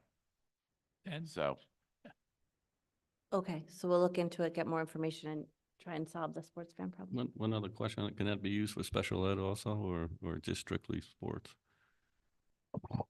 no, it can be used by, it could be a teacher wants to take 3 students to Right. the guard or I something, bring because it they're up in some because- special class. you have a small class and Well, we have, I noticed additional expenses because of the transportation on related to special ed. So if it helps that cause, then it Well, kind of, it depends on, then you need a driver, so it depends on the driver. whatever, It yeah. could be small field trips and stuff. And It's 'cause- it's just more than just a. Because what you don't want teachers driving their personal cars. That's a big no-no. School Activity activity van. van. Yeah, we're gonna Okay. retitle that, activity van. Activity van would be a good, right. Good. And maybe, right. maybe it can move school lunches too. Right. We have to do Maybe that. if we put it back into the capital van or the capital plan as a school activity van. Multi-purpose van? multi- Multi-purpose, and then we could build a food service company. Right, right. So any other discussion? I know we're getting late. Any other discussion about non-lapsing before we move on? Okay, let's move on. So, Finance Committee, thank you, Bill. That was a long time to have you standing up there. Finance Committee meetings. Last time I asked if everyone would be open to thinking about our finance committee. It seems to be the last committee left standing after we disbanded the other subcommittees. We have this. It does seem to have a real use, but I think there are a couple of things that we need to do. It's the next thing on the agenda, but we have to reappoint members to that, I think, because we seated new members in November. So we'll want to go ahead and do that. But as we come into budget season, I'd like to talk about some different ways that we can make that meeting more effective, more efficient, and more transparent. So Alex alluded earlier to the fact that he was asking Bill to do structures reports a little bit differently that I think will help in the efficiency of the process. Alex spends a lot of time every month going through those reports and asking questions, so hopefully that will help. Does anybody else, I have some suggestions, but I'd love to hear yours first. Ideas about better ways for us to be handling finance committee meetings? All right, I'll give you my suggestions. First is Zoom. I know that the finance committee meeting is, it's a little loose in terms of procedure and how we're talking about things, and it is really detailed information. But I do think it's important that the town has the opportunity to see the work being done, that the work is being done, I think is really important, but also to see it being done and that level of scrutiny that really does occur. I also think that we're giving a strange look that we have all these hybrid meetings and they're recorded and they're on YouTube, but we have this like what could appear to be a secret meeting that while people are welcome to come to, it's not as accessible. So that would be my first suggestion. My second would be that we don't duplicate topics. So if we're going to talk about it in our larger Board of Ed meeting, we don't have to discuss it in the Finance Committee meeting. Some examples of those recently, the Eversource issue that we talked about there, that we talked about here. The building audit issue we talked about there, we talked about here. It may just be that if we have to talk about it at our larger meeting, maybe that's where it really belongs with the full board. I'd like budget planning as we look to our next budget to be done with the full board. I love the idea that we're discussing the line by line expenditures in that more detailed account in that meeting. I think that fits really well, and it would really slow down this meeting if we did that here. And then we can deliver a quick summary of that at this meeting. Does anybody have thoughts about that stuff? Just a quick question, the Zoom, would that be Zoom or broadcast? Well, we could do, Kind of the- really any of that. I don't necessarily care. I just care that it's accessible to I mean, I people agree. in the same way that our other meetings are. No, I agree, I was just, Yeah. broadcast would be better. I would question what are other boards doing with regard to their subcommittees as well? Are they doing them as hybrid as well, or are they doing them just in person? I think if you're going to start talking about subcommittees, I remember our previous subcommittees. We didn't do it. None of them Yeah. were broadcast. So I just question, while I agree with you that we should be making it accessible, at what point, it's a brief meeting and that information does get posted, if I'm not mistaken. So It does. someone could get that readout anyways. Well, they could come to the meeting. Absolutely. I guess you're right. Our other subcommittees weren't, and it seemed to, maybe it made more sense to me when we had more than one subcommittee.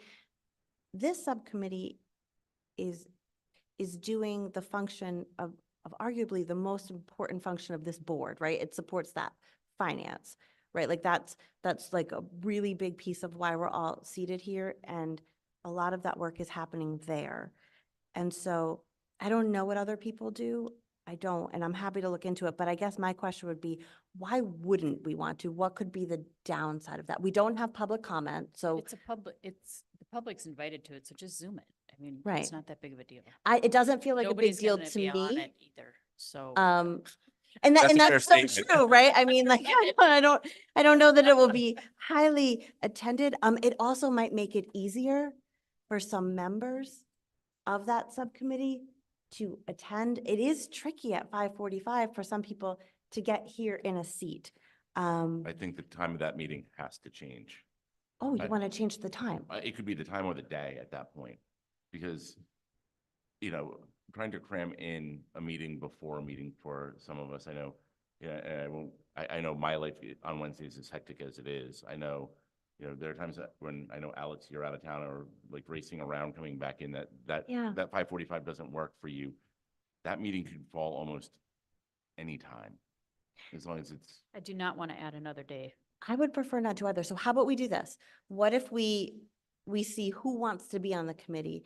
And then we can take a look at that to see if there's a more palatable time. I agree with you. It's really hard to get here for 5:45, but the idea of tying up One another more night is difficult for me For- to wrap my mind around. For 30 to 45 minutes. It's never 30 to 45 minutes because there's a bigger commitment, right? There's the transportation, there's the other things that one couldn't be doing during that time. And the other thing is, I get what you're saying, but when it's 5:45 and we know we have a stop time, we tend to work it into that. Yeah. If we meet another time at 6, all of a sudden it's 8 o'clock again and we have tied up another night. And hold yourself to task. Yeah, I know, but I really do not want to tie up another night if It at would be all my preference possible. And not I to don't as think well. Troy does either. And Bill has to come to that meeting Right. as well. So, I'm open to solutions, but another night isn't really, and I would like to be on that committee, so. Yeah. Lisa, did you have something you wanted to add? Oh, okay, sorry. I have a concern. I just want to, can we let the board sort of vet this out first, and then I'm happy to hear your comments, Bill, thanks. Sorry. I guess my issue is like, I'd really like to attend, but I feel like I'm being pulled in kind of multiple directions as well. Yeah. So is there any way that maybe, I'm trying to get back to where we were with our meetings, where we were really thinking about having a section of one of our current meetings be focused on finance. Right. And the other one was focused on policy. That's why we kind of dissolved Right. those subcommittees. And I guess I really like that because I could be a part of the meeting. But I feel like adding on something else is a little much at the moment. So I think that is in fact what we're still doing, and because I sort of felt the same way. Now I think after talking to Alex yesterday, I have a little bit more of an understanding about why we hung on to this one.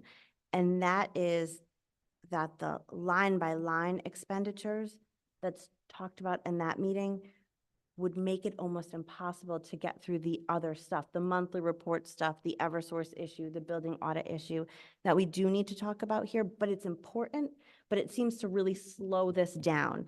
I think that if we're pulling out of the finance committee, anything that really belongs here, then members and the larger public aren't going to miss anything. But I do see the value. What about and if you maintaining that. bumped on because you do it once a month? What if you started your BOE meeting 15 minutes later and started this at 6 o'clock instead of 5:30? It still gives you 45 minutes. You can always start a BOE meeting after the posted start date. You just can't start it before. Can you explain that one more time to me? If instead of the BOE meeting was at 6:30, we did it at 6:45, then you could have your finance committee meeting at 6. Would that be more palatable to people to get here for 6 instead of 5:30 or 5:45? Again, I am totally open to looking at different times, but let's establish who wants to be on the committee. Well, I thought we were talking about the time. The time yeah. actually is going to Oh, dictate. so are you saying that like the you, composition of this committee? you both might be more interested in the committee if it was a better time? Well, I think you're going to find we're all interested in the committee. Okay. I think that's the problem. Okay, is that Right. so you had responded that you weren't. Are you saying Well, you might be now? I'm not, if it starts at 5:45, like Gotcha. because I can't make it Yeah. here physically. I mean, does that 15 minutes make a difference I to mean, you? it's tough, but I think the point is that I'm interested. I don't want it to come off that I'm not interested. I don't just hear it like I that. think we might all be interested, but the time is important. If that makes any sense. So, then that will lead us to a wonderful problem to have, but one that we will have, which is we can't seat everyone on the finance committee because then it's a Board of Education meeting, right? So we have to have less than our quorum. And I did spend some time talking to Antoinette about that, and we can talk about that when appointing the new members. So I guess then it remains, if everybody feels like they need to be part of the finance committee, do we Can, need? can I, we need to get just say, rid of it? I know in Preston, which is the other town that I'm familiar with the workings of the board, their two Board of Ed meetings a month are one finance committee meeting and one Board of Ed meeting. And they managed to not have 3.5 hour long meetings, and they still do their main business in one meeting and then their finance business on that finance committee meeting night. Is that something, if everybody wants to be in on that, do we just make one of our, excuse me, one of our meetings a finance meeting? And I know that you're saying that going through those line items is a painstaking process that the public doesn't want, then they don't go to that meeting, they go to the one that has the reports and the other pieces. I guess if everybody wants to be involved in those finance pieces of things, but committing to the extra time and whatever piece is difficult, is there a reason why we wouldn't be able to just have one that's focused entirely on finance and one that's focused on all other pieces? Does anybody have feedback on? I mean, if we're trying to, be open, transparent, and we want to, and, we're talking about zooming this anyways, why rush a 45-minute meeting when you could turn it into maybe the hour and 15, hour and a half that we would spend in a normal meeting discussing this openly, so people can see and hear those questions and hear that feedback, and And everybody could be here for it. yeah. And I mean, a huge amount of our financial discussion is on non-lapsing, and we have very long discussions on it, and it also seems, Anyway. Anyway. it also seems to be, I mean, it took up the majority of our meeting tonight. Correct. Right. If you were to clock the number And of minutes we spent on it. This is And- the facility and finance meeting, right? Well, but that's kind of the thing, is that when you look at it, so far, what we've talked about tonight has been facilities and finance. We've talked about the infrastructure, we've talked about maintenance, we've talked about non-lapsing. Like, if you just knocked off the number 9, we've had a facility and finance committee meeting. Happy to do that tonight. Let's try it. Let's try it. So can we just go, let's just go around the table and sort of give your opinion. So Chet's proposal here is, let's do away with this subcommittee. Let's pull that into our main meeting and let's do that at the facility and finance meeting. Jamie. Yeah, no, that's basically what I was saying as well. Like, I appreciate the reports, but I don't know. I think if you took off those reports and then 9, like, yeah, you're right. We're doing that already. Okay. And I feel like I would be less like lost trying to, I understand that we're going to spend a lot of time, but I almost feel like I need that time to really hear what some of this is so that I don't ask that question again. And so that meets the need of, I'm interested, but I can't commit to extra time. Got it? Alex? No, I'm willing to forego the separate committee meeting and put it as part of the regular meeting. I Okay. think that makes sense. We do repeat it anyway, so. Okay. Lisa? Sure, I think we should give it a try. But the other meeting would consist of our presentations and bylaw discussion and policy discussion. So we would have 2 longer meetings. I just want to say, because there are other things. We would have to in think a business. little bit about how we're structuring things. for sure. However, I do think it's certainly worth doing Okay. that, yes. Christine? Absolutely not. I think it's fine. Thank you. Brian? Let's go. Okay. Judy? No, I think it's a great idea. Okay. Bill, you have been patiently waiting. Do you have some feedback? Okay, that's a good idea. Because I can prepare all the stuff differently. If I know that's how it's going to work. Yeah. I got different reports, I got different stuff. I got stuff I only send to Alex that I can share with everybody. So we have more time to look at it and I can give it to you ahead of time. Okay. Okay, so that's no problem. My only issue, and you might want to think about this, when it comes time to budget, we have to talk about controversial things that might not happen. So let's say we're watching Zoom to everybody like it is tonight, and we're sitting here going, well, we need to cut 4 paras, 2 teachers. We need to, cut back an administrator. We need to lay off some people in order to balance the budget. and then it's public, and maybe we won't do that, or maybe we'll discuss it. And then all of a sudden you're gonna have people at Hmm. Troy's door going, I heard you're Yeah. gonna lay me off. So, Bill, I Yeah. appreciate your feedback on this, and I know that it also is very difficult to, um, And you to can't be, talk- it's your, so it's your job, but you right? can't talk about people in public. So of course you can't. And so I believe that this board is experienced enough, and we have a superintendent who's going to be vigilant about it, that if we need to talk about specific things that belong in executive session, we're going to agenda that properly. But we have to talk about difficult things here. And sometimes I worry that when the public doesn't hear us talking about difficult things, they don't think we're considering the difficult things. And so I don't think anybody needs to be sky is falling when we're talking about budget. I don't think we've ever responded that way.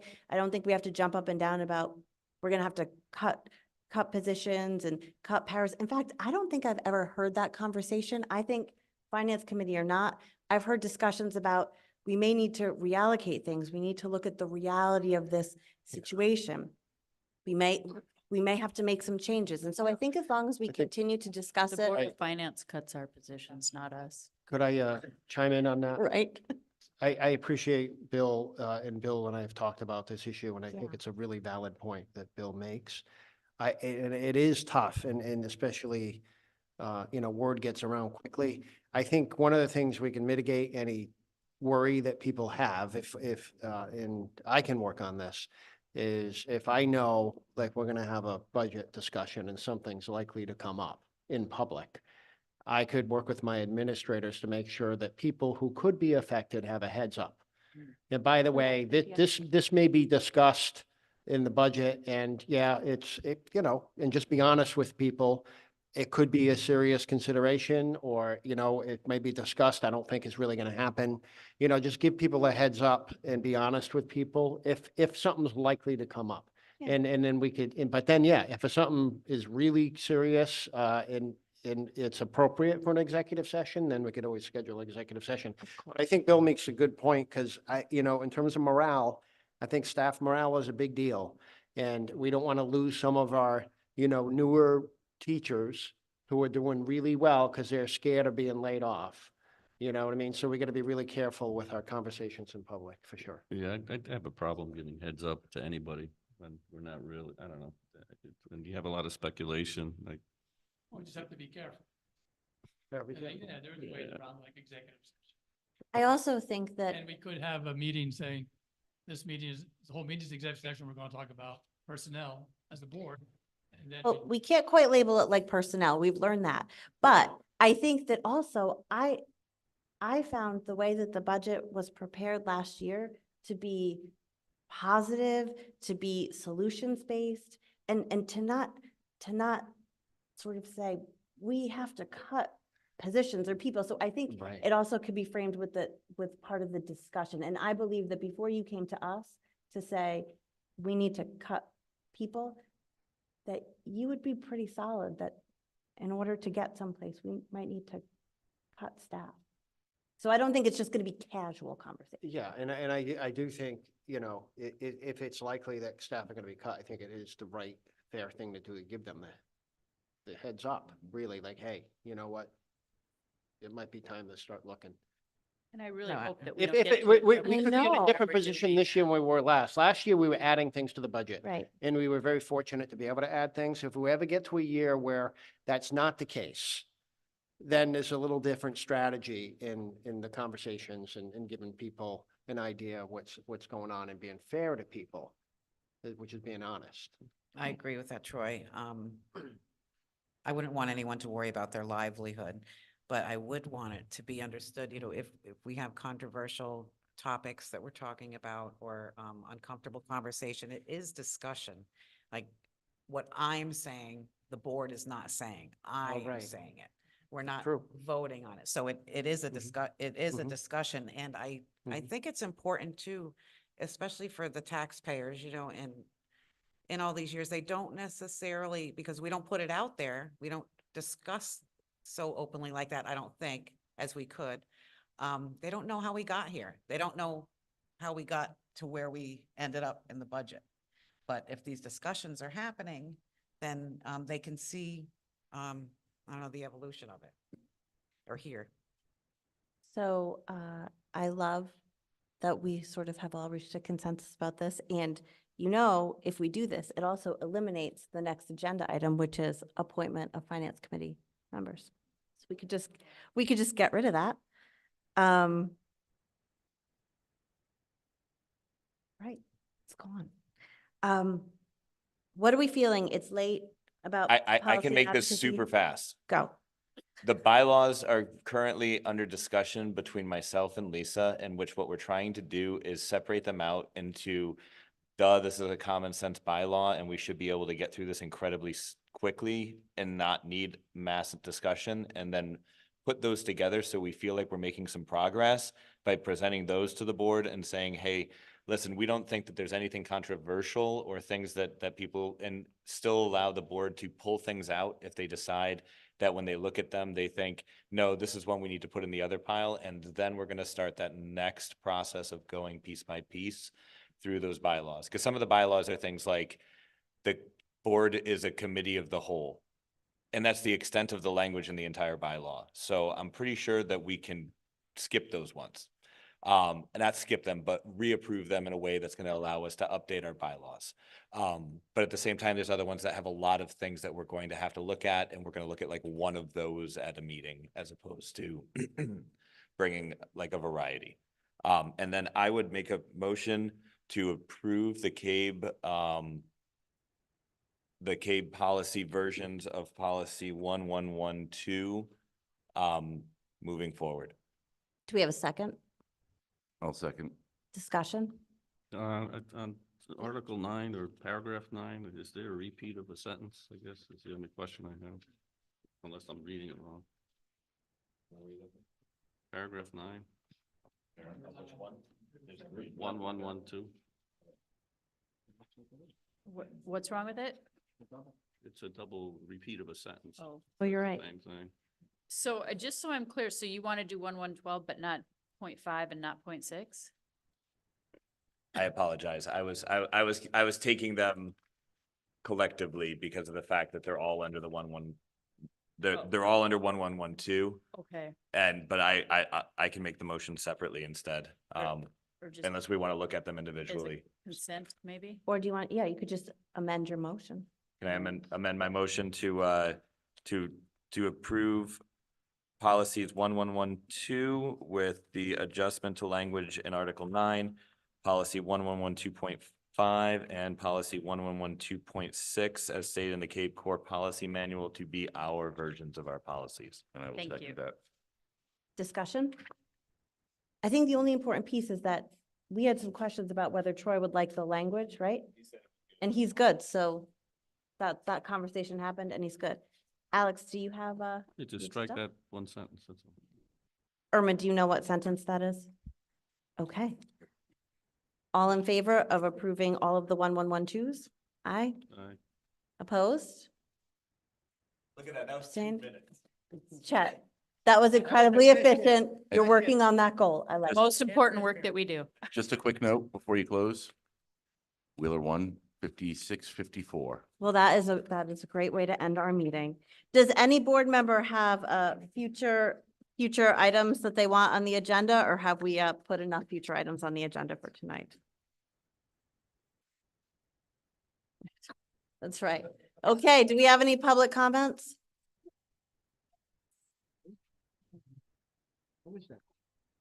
I'll try to be quick. Brett Mastriani. When I hear you talking about the energy efficiency and how the electric bill and gas bills are what they are, maybe it makes sense to reach out to either Downs or Rusty from who put the building in, because there are things in place that, so I make a joke about this every now and then to Kristen. I'm like, we have these $5,000 fans, so 10,000 in the elementary or the high school, 5,000 in the elementary school, because it's one, that were made and put in there to keep running at a low speed to push the heat down in the winter and suck the AC up and circulate it in the summer. They're never utilized at all. So there may be things like that they did in the construction process to help with these energy concerns. I know it won't help the billing, but these increased energy concerns, and if we don't know how to use them properly to maximize that, it might be worth reaching out to them. And as you reach out to them, we talk about those warranties. Now, there should have been a book, and we talked, I think, a year ago about the same thing. There's a book that was handed to the school at closeout of all the warranties. Now, in Connecticut, there's the 1-year warranty thing is only from the builder. It still has manufacturer warranties. So I looked at, there's a town that puts them all online. So that whole book on 698 pages.